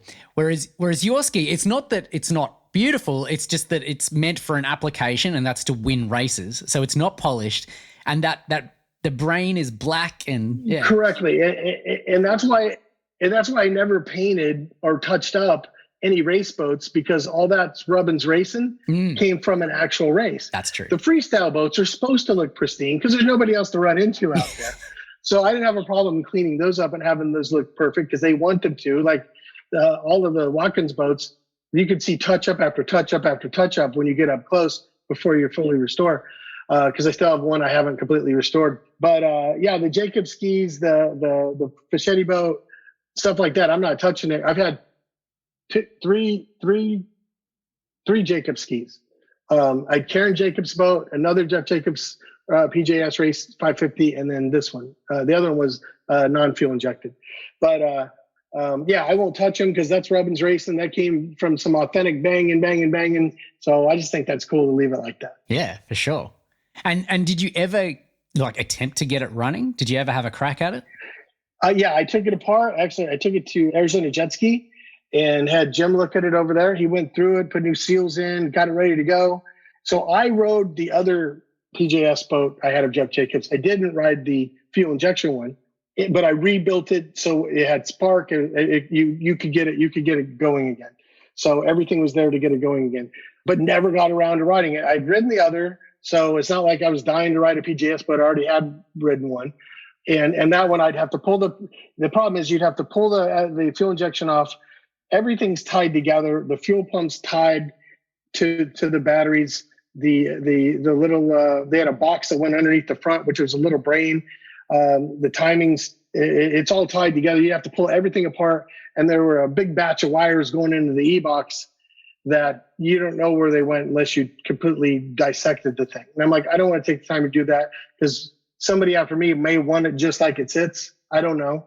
So I didn't take the time to do much with that other than riding the other boat that I had. So back in the day, the catalogs that came out, from my understanding, you could basically buy anything, maybe not the porting specs, but buy anything that the racers, especially from PJS anyway, had on their boats. And one of them was, I'm not sure whether it was just a sales gimmick or you could legitimately buy a fuel injection system. But in part of the notes, it says developed from IndyCar technology. And can you tell us about the guy that they brought on board to help develop that? Yeah, I don't know the guy. I know he definitely was in NASCAR or IndyCar. Because trying to track him back down to fix a one-off fuel injection system that came with a 3 1/4 floppy, by the way, in a little bag that you got to find out. First off, you got to find out how to get the stuff off the floppy to even to play with it. But yeah, I don't know much about him other than it was so one-off. They had one guy really doing it. That's why PJS got so miffed with the emails from Henry DuPont trying to keep that dang thing running.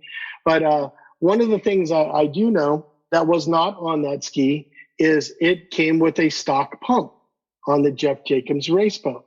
And Jeff Jacobs does not use stock pumps, and he doesn't use afterburner pumps.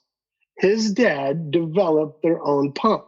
And what they did, they literally honed out the center of a stock pump, slid in their own version of the vanes that go through it, welded them back in, and it made the pump super thin. It made the where the wear ring is.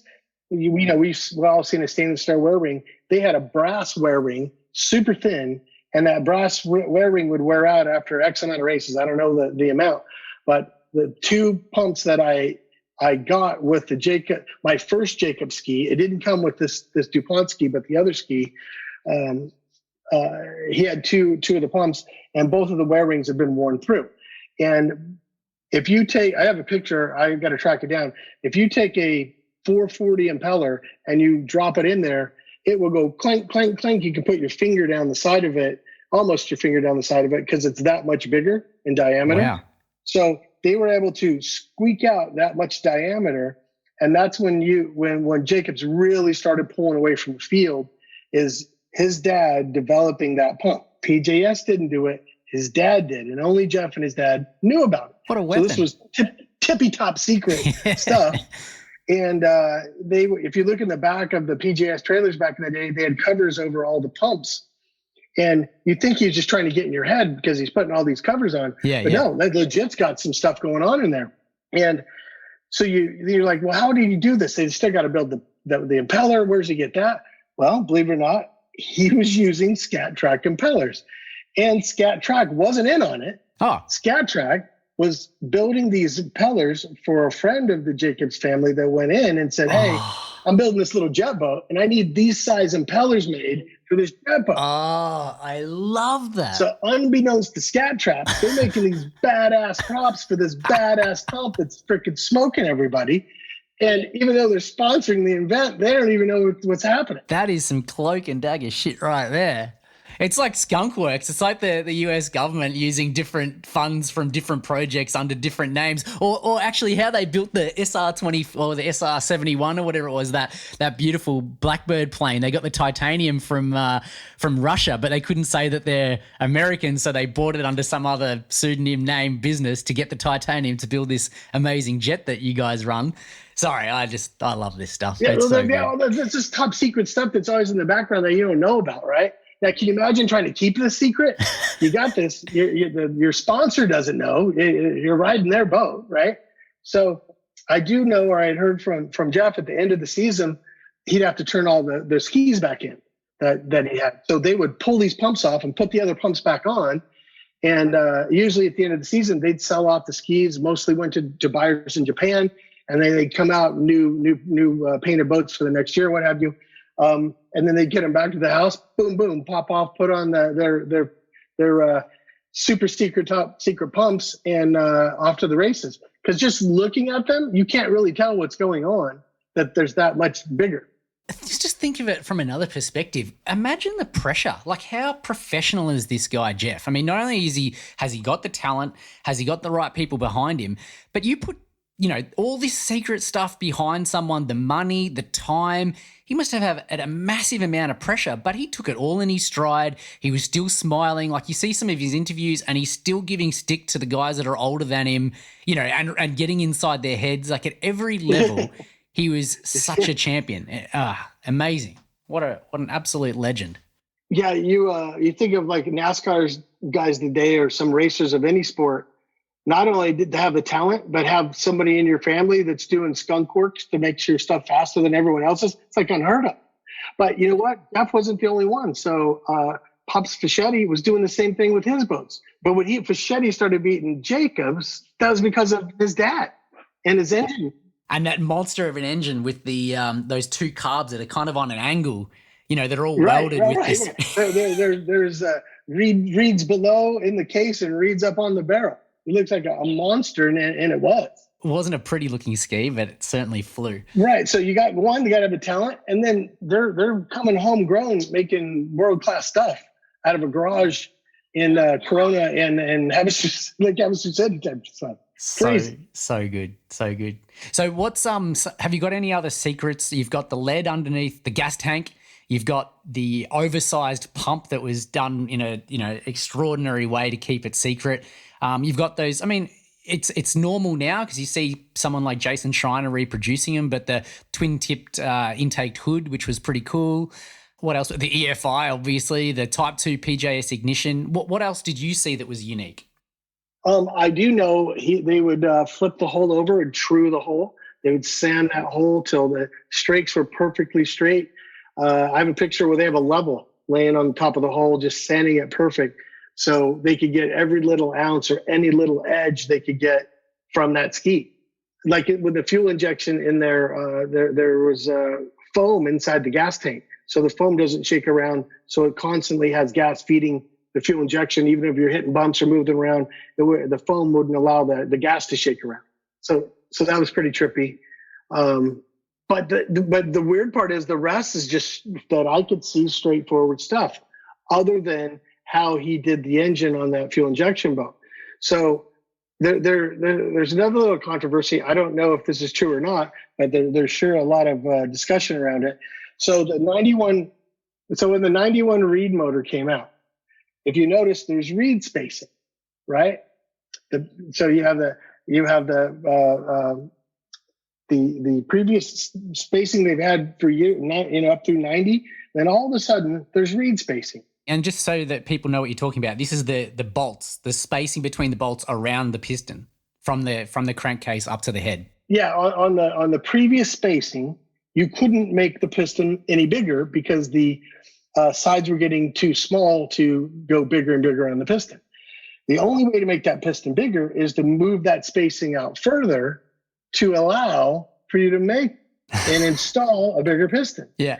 So weirdly enough, all of a sudden in 91, the reed spacing changes from Kawasaki. Now, rumor has it, PJS worked with Kawasaki, and I don't know what was said or who convinced who, but somebody somewhere made them move those studs out further.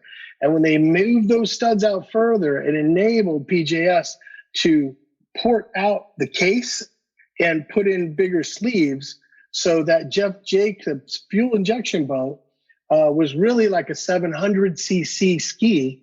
And if you look back in 92, you will see Jeff on the 550 ski beating the 750 skis. That's right. Everybody was moving to I think they skipped the 650. Some had them, but most people had the 750s, right? No replacement for displacement. It must have done his competition's head in when he's still lining up on the 550 and they're like, yeah, we got this guy. Finally, we're going to get Jeff. Finally, we've got bigger boats and he's stupid enough or, whatever, behind the game. Yeah, and then still beats them. Unbelievable. Yeah, and that's because of that reed spacing and being able to port down in that case to be able to put that sleeve further down and then come all the way up. So in that boat I had what was that? That's how they did it. That's how it was done. I tell you what, there's two things at play there. One, the power that PJS had and Jeff Jacobs had, if that is true, that they were big enough to change a system that was working for so long, to change that spacing, the stud spacing. But two, it worked the opposite, because imagine bringing out, you're a manufacturer, you brought out a new jet ski that you want to sell boatloads of boats to the market, and then the old superseded model is still beating all your new 750s. It's kind of counterproductive, but yeah, it would have put a lot of doubt in people's minds about whether to upgrade to a 750. Yeah. And then so you watch the old videos because, I wasn't there to hear everyone's thoughts on this, but if one of the videos, North Carolina race, I think it was, they're like, Jeff, you're going to stay with the 550? You're going to switch to the 750? He goes, well, we'll see how next week goes. Yeah. Blah, blah, blah. So I'm sure there were some advantages, that it's longer, it's keeping the front end down in rough water, so on and so forth. But you're right. Talk about messing with your head. He lines up with that 550 boat, the old 550 boat. You're like, you've got to be freaking kidding me. You must have had some good chats to Jeff as well when you've met him from time to time. Yeah, super nice guy. I actually found his life jacket from 1991 in England. Yeah, right. In England? How did it make its way there? I got, and this is, how do you find this stuff? I don't. It finds me. Like, people call me and like, hey, I see you have that. Would you like this? And the price this guy wanted for the jacket, I had to pay payments for about 8 months so I could finally get it from him. Because I'm like, you've got to be freaking kidding me. I can't, but I got to have it. So I just sucked it up and ate top ramen and said, you know what, I got to get that jacket. So I get it, right? And awesome, has, the legit jacket. But what made me think it wasn't legit is, it had Jacob's name on the back, but somebody had cut out a PJS sticker and stuck it on the front, which was curling up on the edges. I'm like, did I get ripped? I don't know. It sure looks like his. It's faded. It looks legit. So I'm like, you know what? I hope Jeff will be at the World Finals this year. I'm taking this jacket. I'm going to ask him. So I see him and I'm like, hey, Jeff, can I get you to sign your jacket? Implying that it was his, right? And he goes, oh, wow, it still has the sticker I stuck on it too. I'm like, you've got to be kidding. I was going to ask you about that. He goes, yeah, I cut it out and stuck it on there. I can't believe it's still on there. And so he puts it on. I go, can I get a picture with it on? So I have a picture where he puts it on. You know, you can just see the famous Jacobs on the back of his jacket. He's leaning forward, which probably everybody else saw from behind. And then forward, he can't get the buttons to snap. And he goes, hey, but it still fits. Because he's not 108 pounds wet. Man, now. he was lean back then. I know he was tall, so to keep that power to weight ratio, he had to be, well, he was still a kid back then, but he was a pretty lanky, lean guy. Oh, yeah. He wasn't like Rios, a short guy could just whip it around the corners. You know, he's a tall, lanky guy. Like, how could he do that? It doesn't even make sense. But yeah, so he had that. He was nice enough to sign the jacket and all that, and he puts it on. He made these funny things. He's like moving around all funny because he can't get the buttons to snap. It was hilarious. It's like, but it fits. Yeah. What a good bloke. So, one of my favorite stories about Jeff is obviously you can look back through the magazines, you know, Splash Mag, Jet Sports, all the rest of it, and just gawk at all the technology and the pictures and the race reports, and it's so much fun. Then you can get onto YouTube and watch those races that were put on by ESPN, and the legend just grows stronger for all those guys. However, one of the best stories for me, he's moved away from Kawasaki for whatever reason, and he's moved on to the Yamaha Superjet. But I love the fact that he's on there with board shorts. Everybody else is sponsored up to the yin yang. They're in their pro wetsuits. And from all accounts, he's got a lot of sponsors, but they're all just stickers on top of a stock boat. There's nothing, no fresh paint job. I'm sure there's some pretty cool stuff under the hood. Now, he wins that, but did you own that ski as well? Yeah, I owned his Superjet as well. Wow. The Hamilton's Superjet. Found that from a guy up in Northern California and bought it from him. Another ski I didn't have very long. Another guy wanted it, barely had it, and then sold it. One of the couple awesome things about that boat, it actually had not rudders, but aluminum built flanges that went down on the back that were connected to like a clutch, and then you could put them down further or lift them up to help force the front end down. Is that like a yesteryear version of a drop nozzle, or is it different? Yeah. It's like a jet boat, like the trim you'd see on the back of a jet boat. It was manual trim that you do with the clutch, and you could trim out the front, push it down, pull it up, however you wanted to do it while racing. Really cool. The other thing, it's one off pipe. Speedworks did this pipe, and everyone goes on and on how well they did with this pipe, and I actually have one more of them, a backup pipe for a ski. But this pipe was so big it bubbles up into the hood.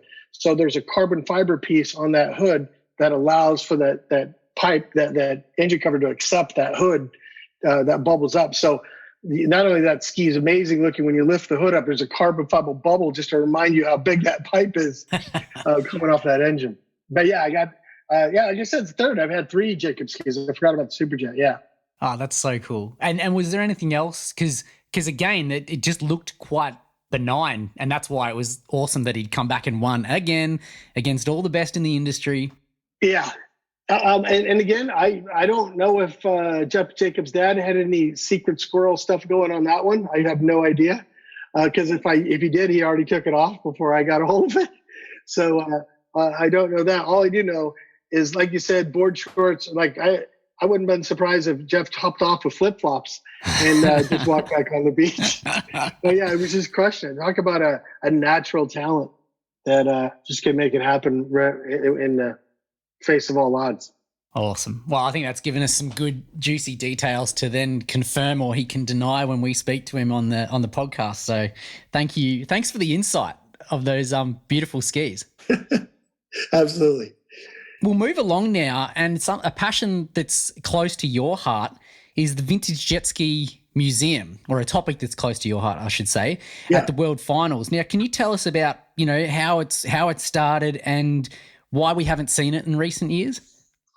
Yeah, so I had met or got in contact with Gary Hart, who owned Jetstream at the time, and we became friends, and we were talking back and forth, and I tracked down my first 73 400 in North Carolina and was trying to patch it back together. And he was trying to track one down too. So we're exchanging, hey, you got this part, you got that part, trying to get things going.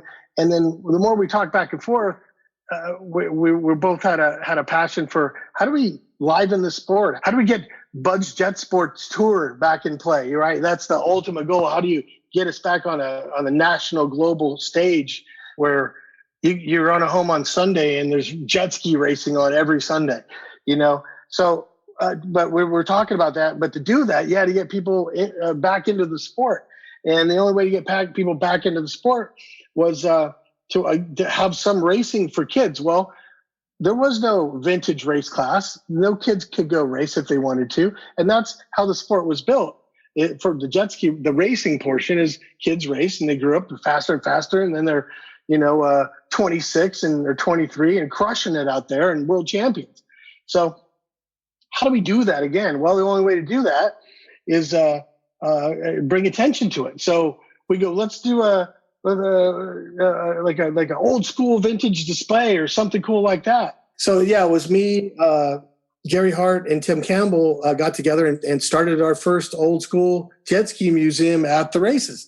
And Scott was kind enough to give us some tent room that we could kind of bolt on to the jet trim booth and have some room to put some skis up.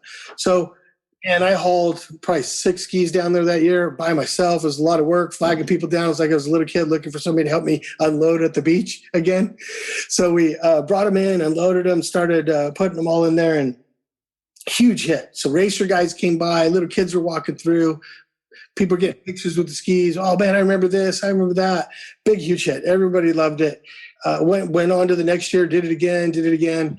And then I don't know the details of this, but there started to be some controversy where Scott wanted to start charging Gary for the use of for tent space. And then Gary is like, hey, you're getting publicity of this. You even have it on your poster. So there's a little pissing match going back and forth on, hey, who should pay for this tent space and who should not? Or should it just be, hey, we have a vintage event here? I would have thought it helped the industry regardless of, if it helps one particular business. It helps many, many businesses, but it helps the game of jet ski racing. Yeah, and I think it finally came to fruition because after the couple little argument years, then it was boom, we got the 10 again. And the very next year, Gary Hart got sick with cancer, and man, one of my best friends quickly, crushingly passed away. Yeah, it's very sad. When that happened, I was like so depressed and so down. I'm like, I didn't even go the next year. I think it took me 2 years to even go into the garage and look at anything. But Frank Walsh ended up buying jet trim, and Frank started showing he had bought some of Gary's skis, and he has some of his own skis, and he started showing some of his. And then Frank invited me, the year before COVID, invited me to show some skis. He was kind enough to do that, and I brought some skis out. So we had another kind of showing with the jet trim underneath his jet trim area, but we really haven't got back to the full old school jet ski museum like we had in the past. So Frank and I have talked about it a little bit. I don't know what's going to happen this year. Hopefully we that might come to fruition. Don't know the total details. I hope it does. Yeah. Because I think there's so many people who put in a lot of time. I know Looper, like you said, is thinking about coming back on the scene and painting skis, but there's Don Serrano that's been Don's killing it too. Have you seen some of his stuff? It's beautiful. I know. It's amazing. And I just want to see some of those skis, the new blood be shown at the museum as well as the old historic ones. Yeah. Anything better than rap, I'm for. Yeah. No, fair enough. As a matter of fact, I talked to Luber about that. He goes, people want painted skis? He goes, wouldn't they just want wrap? That's all I hear today is just wrap this, wrap that. I'm like, I'm telling you, people want painted skis. Absolutely. They want their own flair and the colors. It lasts longer. In the sun, the other ones do deteriorate. So yeah, the paint's still the only way to go. Yeah. No, I couldn't agree more. I mean, I think there are some brilliant companies out there making some OEM reproductions that are brilliant. I often get people calling up and going, look, I was a little bit hesitant to purchase from you guys, not because of us or because of the people that supply it, but just because they didn't really know if the colors were going to match, and they're freaking out about how great the colors are. However, if you want your own custom one, then yeah, paint is the way to go. Right. Well, and kind of alluding to, if you have a ski you're trying to restore to what it was back in the day, you got to go paint. If you want, so you've got a lightning ski today, you want to pull the stickers off and get some custom cool stuff down the side. I'm all for the I guess, what is it, 3 mil, that thick stuff that goes down the side, because I've had some of it myself. That's awesome stuff too. Ah, brilliant. So look, moving away, and hopefully we do see the museum happen again this year, and it goes from strength to strength, which is what we all want. But you've had some really good experiences, and you've spoken to the godfather of jet skiing, the inventor, Clayton Jacobson Sr. Can you tell us about what happened there and what he said? Yeah, so Gary Hart got in contact with him, and I think it was his 80th birthday, and got him to, he lives in Australia now. Yeah, just north of me. Probably down the street from you. yeah, absolutely. He's interesting cat. You've got to buy his book if you ever get a chance to read it. Right. I have it as well. Yeah, great book. Definitely a colorful guy. Yeah. So, like, for example, I'm a major car guy as well. I didn't know he was instrumental in designing the Vector.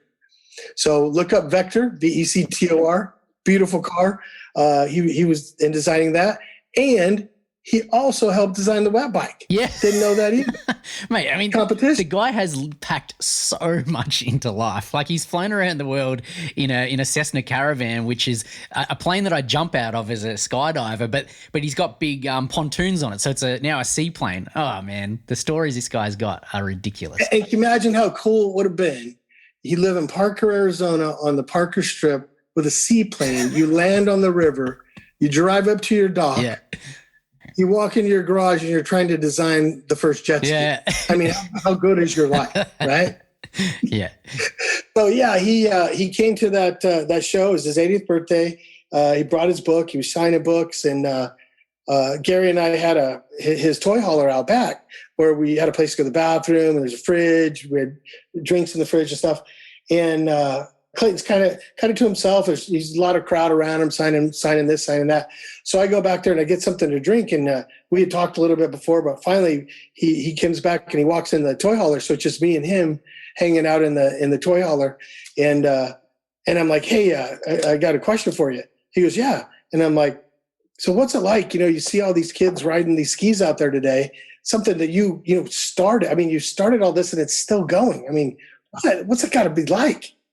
What's that got to be like? And he goes, I tell you, it's wonderful.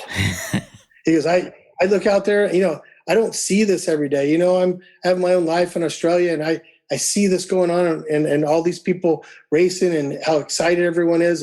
It livens me up, makes me feel young again to see this. And the attention, he's getting, signing the book. I mean, you're not getting that hanging out at your house in Australia. You got to go to these events for people to know who you are. Right. And he goes, but I got to tell you one thing. And I'm like, yeah. And he goes, you look out there and I see all these skis racing. I notice almost all of them have replaced the handle pole with those 2 poles. Yeah, that's true. A new handle pole with the 2 poles. And he goes, now, I'm sure you've seen my prototype to the stand-up. Yeah. And I had 1 pole. He goes, you know what that tells me? I had it right the first time. Oh, I love it. Yeah, I mean, he invented so much because, like, I think you might have mentioned it already. He was into his motorbikes as well. He's just done so much cool stuff. He said, I only invented the jet ski because I got tired of crashing on my dirt bike. Yeah. Awesome. And how good is it for you to actually bump into and have a chat to the man that started it all? Yeah, so that was super cool. He was there, nice guy, friendly guy, answer any question you want. And then the irony was that same weekend, I've got 2 of my 73 400s up there with the engine covers off.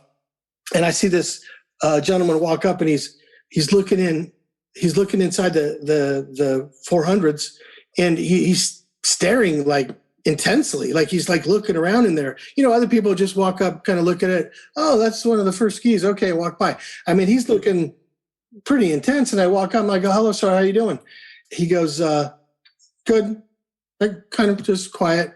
And I'm like, yeah, this is the 1973 400. This is the first year they came out. Well, there's a younger guy that walked up behind him that was with him.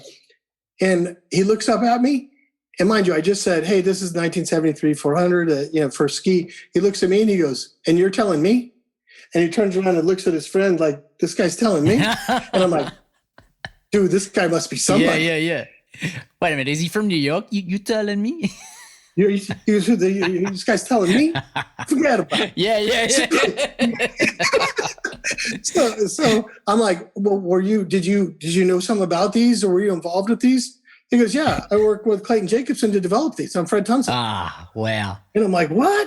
I'm like, okay, hold on. And I just happened to have with me the magazine where it shows Fred Tunstall leaning over the original prototypes working in the bay. And I'm like, you're Fred Tunstall. He goes, yeah. I go, then you can sign my magazine right here. So wait a minute, is that boat they call the Alien? It's kind of red and it's got the funny kind of rails on the side? No, it was pre-Alien. So they went for that half moon shaped one. It was the very first one. And then he's building these prototype stand-ups. With a fixed pole, right? Like it didn't actually move. Just the whole. It almost looks carbon fiber because it's a black and white picture that he's working in. There's a couple pictures of him on a beach that I've seen but he was working in and he signed it, and I grabbed the engine cover, I flipped it over. I'm like, can you sign the engine cover inside of the engine cover too? Which he signed.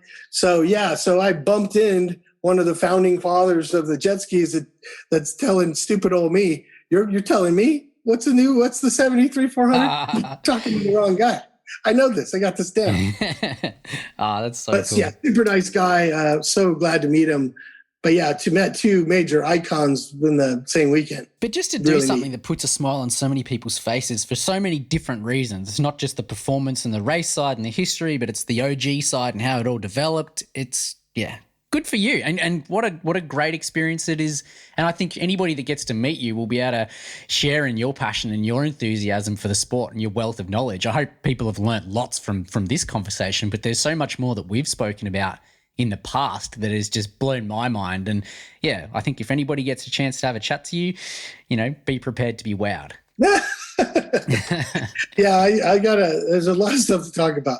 But yeah, super fun sport. It helped me grow up as a kid, helped me confident as a kid, helped me to be able to, move through life independently, like riding out there by yourself independently, because it's all about you. There's no boat pulling you. You're all on your own. You're making it happen.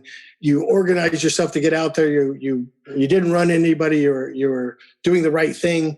It's just a good guidebook for life in my book. Well, speaking about making it happen and giving back to the sport and growing it, you are the main reason why people can have these, well, the only reason actually, why people can have these reproduction tanks. And there's so many reasons why you should look at a reproduction tank, not only because what you're getting if you're getting an old ski is something that is 30 years old and people, all you have to do is drop them or drop a tool on them and they can basically break.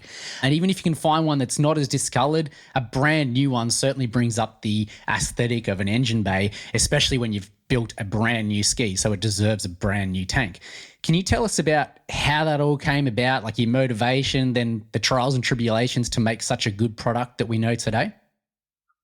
Yeah, sure. So I wanted to do this for like 10 years. It's difficult to find. First off, I had to learn out what's the difference between rotary mold, blow mold, then find places that would do low volume because everybody wanted, okay, so you're going to buy 10,000? I'm like, no, I'm not. Yeah. I'm like, how do I get this off the ground? And I'm hoping I sell 10, much less 10,000. And the risk of making the mold and the risk that somebody's going to buy it. And then how do I get somebody to know that I have it? And, just tons of risk on top of risk. But big roll of the dice, dropping the cash down to have the first mold made. And then move forward after that. A lot of it, then it started rolling word of mouth. One guy'd see another guy's ski. Where'd you get that? How'd you get that? And then everybody thinks they're clean. Like, what'd you clean that with? How'd you clean that? I'm like, no, it's a whole new tank. So yeah, it's been great. Although I will tell you they take up a lot of space. So you have 6 or 7 pallets of tanks arrive that are 5 foot high. take up tons and tons of space. And then you got to have the boxes and QC everything, ship everything out, keep up with demand. I always visualize I'm the guy on the other side wanting this, and I need it right now because I want it this weekend. So I always try to ship it as fast as humanly possible. There are things that slow it down, but I'm always visualizing I'm that guy. And I'm like, this doesn't understand how bad I need this. I'm going out this weekend. I know I didn't think ahead and it's Thursday, but I'm leaving tomorrow. So I still try to make it happen for everybody. So you've not only got these amazing tanks, but you're bringing them out with a range of colors as well. I think you've got blue, red, pink, obviously clear, yellow and green. Are you still doing the yellow? No, I'm not still doing the yellow. I may do them in the future. Not a lot of demand for the yellow, although I use the yellow. So I'll probably make them again at some point.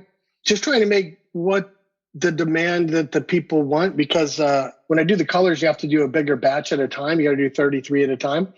So you want to pick a color that somebody wants. Like I made purple and I made black, and nobody wanted the purple and nobody wanted the black. So it took me 2 years to have somebody buy the purple one and the black one. So you're trying to match what the market is demanding. Yeah, and that's testing and adjusting and getting to know the market and figuring it all out. And I feel as though, because I know you've gone through a couple of generations of the tank, and what I love is you've not only made sure that you're at the forefront of innovation to make it better, but you're also making the design better. Can you tell people when they go onto the site and they look at these options to purchase for their ski and their build, they may see the fill delete option, which is a couple of dollars more, but can you tell people what that means, what a fill delete is? So there's standard fill and fill delete. So standard fill means you still fill the front like it's built from the factory.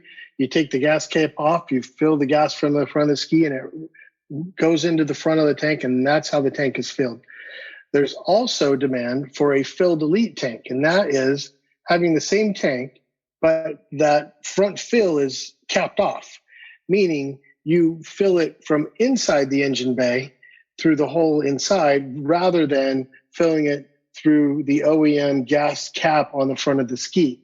The reason for that is a lot of people have customized their ski and they've eliminated or deleted the gas cap on the outside of the ski, the fill from the outside of the ski, and glassed over that, and they'll put a logo there or paint there or decals there. It looks so much cleaner, doesn't it? Yeah, and it makes the whole ski look fresher, newer, and cleaner, and therefore wanting to fill it on the inside. Now, a couple reasons for this. When you fill it on the outside, you can't see your tank on how full it is on the inside. Now, if you've tried this, even with your engine cover off, you have your hands way back here and your head way over here trying to look into the engine bay to see how full you're getting it. So a lot of people go, you know what, I'd rather just fill this from the engine, and then I can really see how much I'm filling it versus the front. Because there's nothing worse than being that guy that you're filling your ski and then it pukes gas out the front into the water around everybody else down the beach. And they're like, who did this? And you're like, that guy. You don't want to be that guy. Don't be that guy. So a lot of people, they clean up the front and then want the fill delete, but I also still sell the standard fill type tank. However, even if you have a fill delete and you want to put it in another ski that actually has the fill, you can always just cut off the front and make it a standard fill again. Sure. And for those out there that obviously know that it's quite clear why you would buy a brand new tank, for the looks and the aesthetics, that makes sense. But for those that are out there asking, why else would I buy one? What would you say to them? Yeah. So the original point of doing this is so that the ski is safe and the tanks don't crack. The last thing you want to do is go buy your kid a $1,500 1995 550 and send him out there to ride, and he's hitting waves, and those waves jolt through that 30-year-old plastic that's had oil and gas in it, which breaks down plastic by definition, and that tank cracks. So I bet I have 150 pictures of cracked tanks people have sent me over the years. So I always tell them, take your tank, pound on it with your hand, do like a 3-foot drop test. Make sure if you're going to stick with the tank you have, make sure it doesn't crack. Because the tank out of the Scott Watkins ski, I dropped it from sitting in a chair, holding my hand out, dropped on the floor, and it cracked the nose right off on Scott Watkins' original tank. because I would have loved to personally kept his original tank, but no, it fell apart. It's more of a safety thing than it's an aesthetic thing, although the aesthetic thing helps a lot, because I wouldn't want my 15-year-old son or daughter out there riding a ski I just bought for them, and it cracks and fills full of gas, and then there's sparking gas and out there where my son's or daughter's floating with. So it's mainly a safety thing, but it does help aesthetically. It doesn't help when you go to sell say you've restored a ski, or you're going to sell one of your skis. For the price of the tank, you sell it for a much higher price by putting that tank in, because it cleans it up and freshens the whole thing up. It's like buying a house with dirty clothes in it. You want that house clean like no one's ever lived in it. Yeah. Well, you'll do the garden, right? You'll do the landscaping. It makes it look $1 million. Right. You got to clean that. You got to spruce this up a bit. Yeah, exactly. And you can use all your own hardware. Yes, you can buy aftermarket fuel systems to put in it. That's fine. But everything else just I guess bolts on, so to speak. Yeah. So I copied the original thread pattern of OEM, and all the aftermarket companies, including myself, have followed suit to follow that same thread pattern, meaning you can use all your OEM hookups, or you can buy any aftermarket fuel pickup or gas cap or whatever that's out there, because everyone's following the same OEM thread pattern through that tank. Brilliant. Well, it's a bit of a no-brainer from our end. We do sell quite a lot. We've got quite a big demand, especially when there's times when your manufacturer got a backlog of work and we need the tanks. There's definitely demand out there. So people obviously love them and they reorder them for their other skis. One question we do get at Vintage Jet Ski is, when is someone going to make an X2 tank? Now, they don't have to wait any longer. You've just shown your prototype and it's not long before you'll be releasing it. Can you tell us about how it's different, why it's better? Yeah. So first thing I did was I did a little crowdsourced survey. Does an X2 owner want more fuel in their tank, like meaning a bigger tank, or do they want the portion on the pipe side of their tank lessened so they can use a bigger pipe? So 86% of the Facebook X2 owners that I surveyed want more room for a bigger pipe, because they put in 800s, 750s, put in bigger engines, put in bigger pipes. And the problem was that pipe melting their gas tank. And of course, another unsafe thing on the left side. So what I did was, first off, voice of the customer, number one thing. What does the majority of everybody want? Look, I can't make everybody happy, but I'm trying to hit as many as I possibly can. So I deleted to the part of the left side of the tank where it would open up more room for that pipe. And so it's about half of that left side of the tank that goes down below, I deleted, and then went straight up. So if you notice, the top of that new X2 tank is wider than the stock X2 tank. So the stock tank has about 4.1 gallons, and the new tank is 4.05 gallons. So 0.05 less, not half a gallon, but 0.05 of a gallon less, which I think is negligible in the scheme of things. Next to nothing. But it opens up that room where you can run any pipe through that hole. In addition to that, I wanted to hit two birds with one stone and offered an internal fill. So not only do I have the hole for your fuel pickups to go through, but a separate hole where you can fill internally, as we just talked about before. So all of these tanks will come as a fill delete tank, meaning capped off in the front with an internal fill. However, if you want to use it as an external fill, all you have to do is cut the front off of the tank and hook it up. So rather than have two SKUs, with the majority of people asking for the fill delete version for the X2, I'm going to make it fill delete as the part. And if someone wants to open it up, they can, and then connect it to their stock front fill pipe.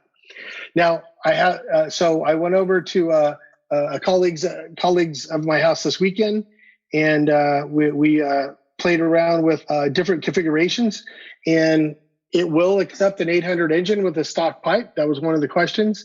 And it will fit a Superjet B pipe. The only one that I don't have an answer to right now is, will it accept a 750 SX pipe, the one that runs in the front of the engine? I will say, with the left side now cut off, the the tank is a little more mobile. Like you can adjust it to put it in a little different position. So I haven't tried it with that 750 pipe yet, but all the other pipes it fits.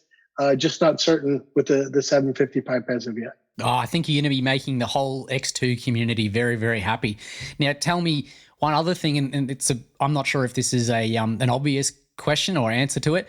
Can it just use your standard straps? Yeah, your standard X2 straps can strap and hold it down. On the left side, when it goes down, I've seen people tie a knot into it because they deleted their oil fill. So you may have to do that depending on your application. And if you want to move it a little more backwards or any position you want, you might have to throw some hydroturf down to give you a little more traction, moving it left or right. But I put it down on the stock pads. It fits on the stock pads. The bottom's identical OEM, and I copied everything else OEM with the exception of lopping that side off and then going vertically straight up to still have as much volume in that tank as I could keep in it. And then, of course, adding the internal fill hole. Ah, fantastic. That's awesome to hear. And where can people find these tanks? So you can find them at VintageJetSki.com. I am in the process of making some little tweaks of the mold this week. I should have 2 samples out hopefully by Tuesday, Wednesday of next week. I'm going to send that out to a couple friends of mine that when I have them throw it in their X2s and go out and then beat the hell out of them in the water and see how they perform. If they perform up to what I'm hoping they'll do, then production will start soon after. Awesome.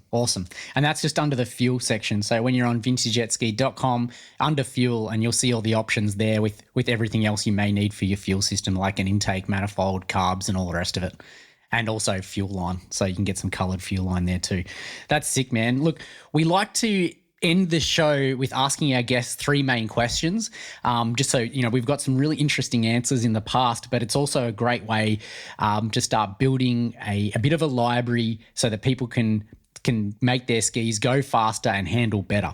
So the first one is obviously handling. What are some tips and tricks you've done, and this is more to do with the 550s, to help the handling of a 550? What have you done in the past? Were your go-to tips? On mine, I have a PJS ride plate, so a little bit of extended ride plate. I don't want anyone longer than that because I'm like a freestyle guy. I like getting on and off. And last thing I need is anything sharp hanging back there, as you might imagine. So jet trim, I love jet trim mats. Great traction on jet trim mats. One of the things I always do on the hood, I'll put little traction pads, whether you use, there's traction tape you can get for like a dock.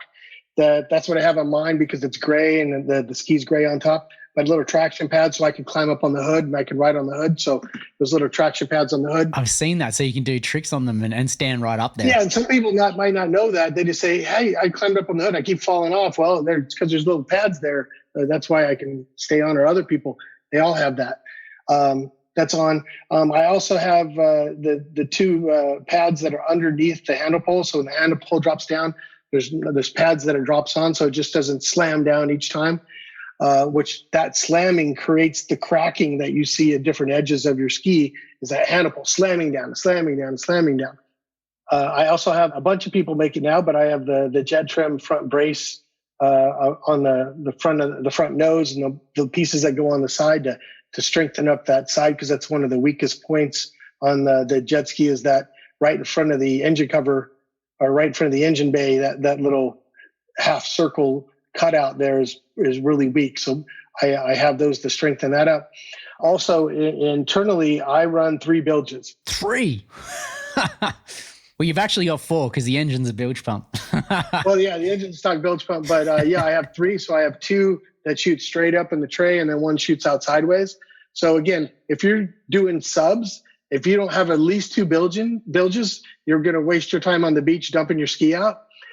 3, I never dump my ski out. I never go to the beach, have to flip it over, dump water out, nothing. Triple bilge, I've never had a problem with it. Watkins runs triple bilges in all 3 of his. I found that out after the fact, so I was doing that right. Right. So triple bilge. And I've had this question asked to me, hey, what about an automatic bilge? I've had that before, but it ran my battery dead. And I don't know what was going on, but I went back to a switched on and off bilge. So I know when it's on, I know when it's off, because the weakest point on any JS 44550 is the freaking battery.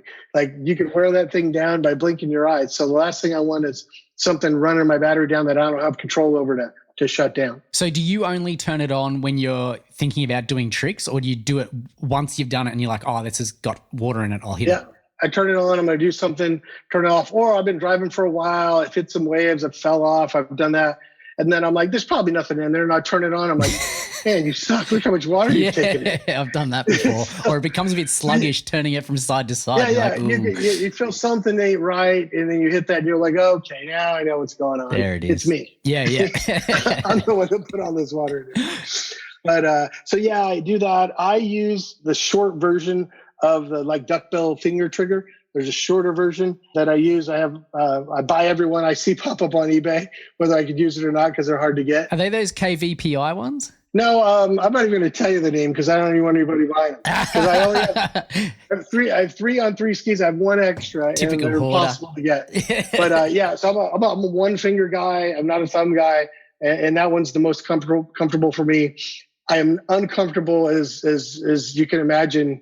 I can't handle the metal throttles. I can't do it. I just can't. I have to have the plastic one. But some people love those, so more power to you. I just can't do it. I'm too old school with the plastic one. But and then for me, freestyle wise, because you're flipping your hands upside down, you're going to ride backwards. You got to grab it. So I'm just comfortable grabbing that plastic one at different angles. So I have that. I have AIM AME grips. 15-degree bars, and the triple. I will say the triple bilges is the biggest thing, because if I ride some of my other skis that don't have triples, I feel like I can't do anything. I can't do a sub. I can't do this. I can't do that because I can't get it out fast enough. So the older I get, the more it slows me down, and I'll stop trying to go underwater, and I won't have to worry about it. Well, before we move on to engine setup, I do have a quick question for you, because I know that your beautiful Flyin Tyre ski, that's an SX model. Is that right? Yeah, it's a 91 550 SX, correct. So with the SX models, they have the rubber railing caps. And one of the things that most people will see is they start to warp, and just the shape starts to go. So most people rip them off, and you can either hydroturf it or jet trim it. And both companies make some great kits to replace that. However, your one still looks brilliant. What's the secret to keeping it so mint? It's a secret is 15 feet away, because it's not so brilliant. Right. Mine's curling up on the sides just like everyone else's. Matter of fact, I have a brand new SX that it's curling up and it's never been ridden.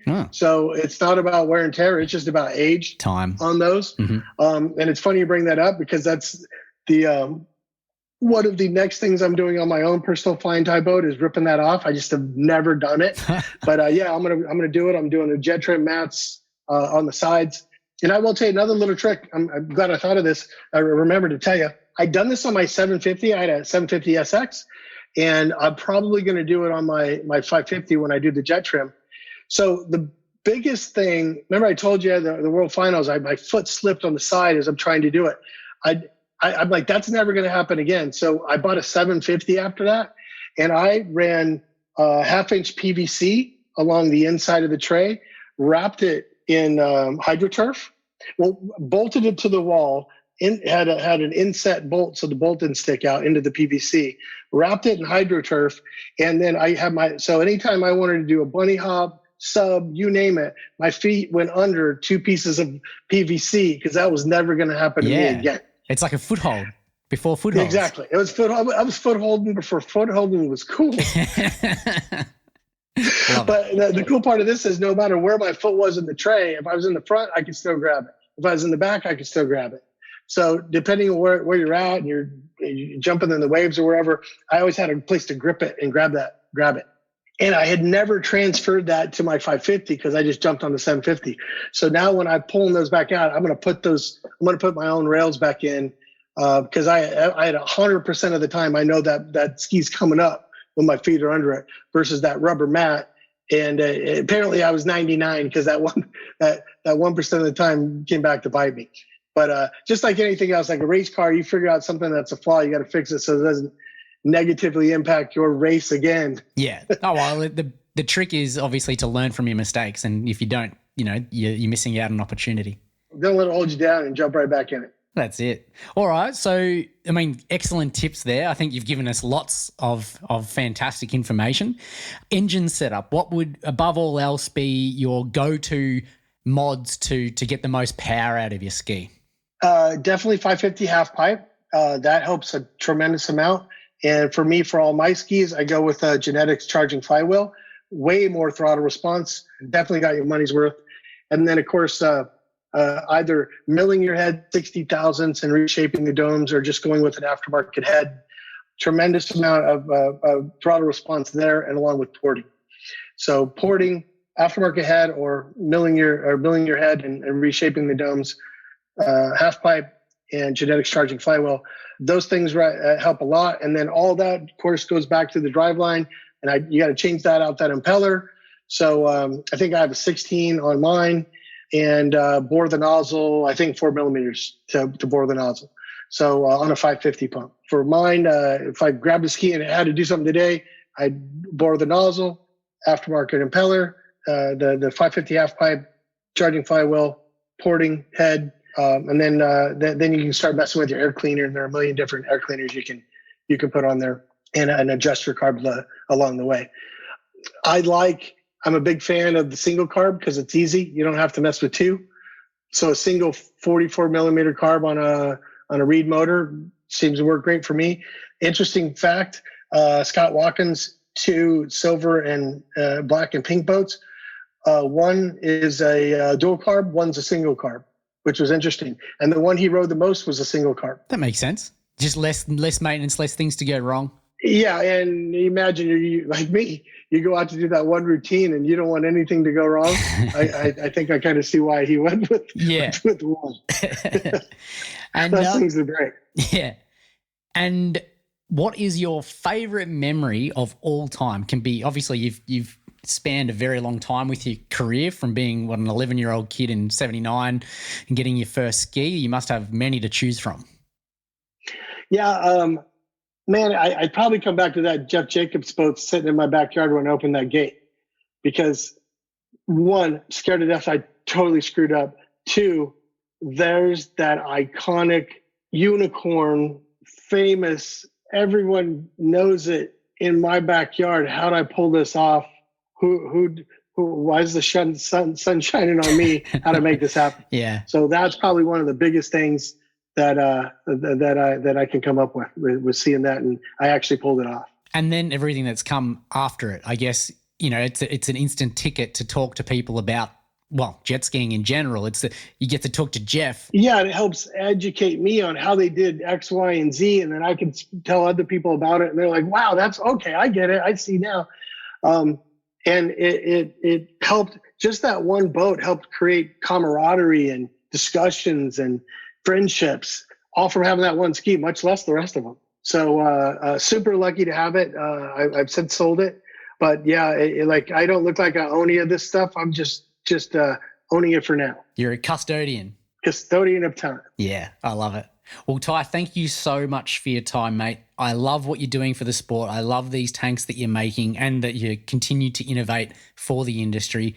It's great to be able to have a chat to you and hear some real inside knowledge, both from the jet ski races of yesteryear, and then how these skis have come into your possession and moved on, because I feel as though these stories are just, they're exciting. And then the secrets behind it. Even I'm not sure what Jeff will recall when we do interview him, but it's been fantastic to have you on. So thank you for your time, mate. Yeah, Cam, thank you so much. Thanks VintageJetSki.com. Humbled to be here. Glad to talk to you. Love the sport, and let's grow it in the future. Legend. Thanks again. Cheers, mate. Bye.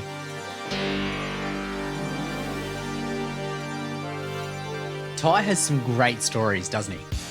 My absolute favourite was how he brought Jeff Jacobs' legendary EFI 550 from the Japon family. That ski is like a unicorn, and people can literally lose hours of their life just looking at it. Well, for my money, it's time well spent. That ski just epitomises the industry at the time with such big steps in innovation, and it capped off the pinnacle of performance before the bigger 650 and 750 skis took over. Plus, imagine sending all that cash to someone that you've never met before and a ski you've never seen. Just crazy. Thanks for your time, Ty. It was great to catch up, mate. I always love your stories and passion for the industry. If you ever get a chance to meet Ty at one of the racing events, or better still the World Finals, make sure you say hello. You will no doubt have a good yarn. For all those interested in the Fly-N-Ty tanks, just head to VintageJetSki.com/fuel to check out the full range. As always, we hope you enjoyed the show, and make sure to hit that subscribe button to keep up to date on all of our episodes when they become available. If you want to get in touch with us, you can do so by emailing podcast@VintageJetSki.com or reach us at VintageJetSki on Instagram. So until next time, legends, ride by day and wrench by night.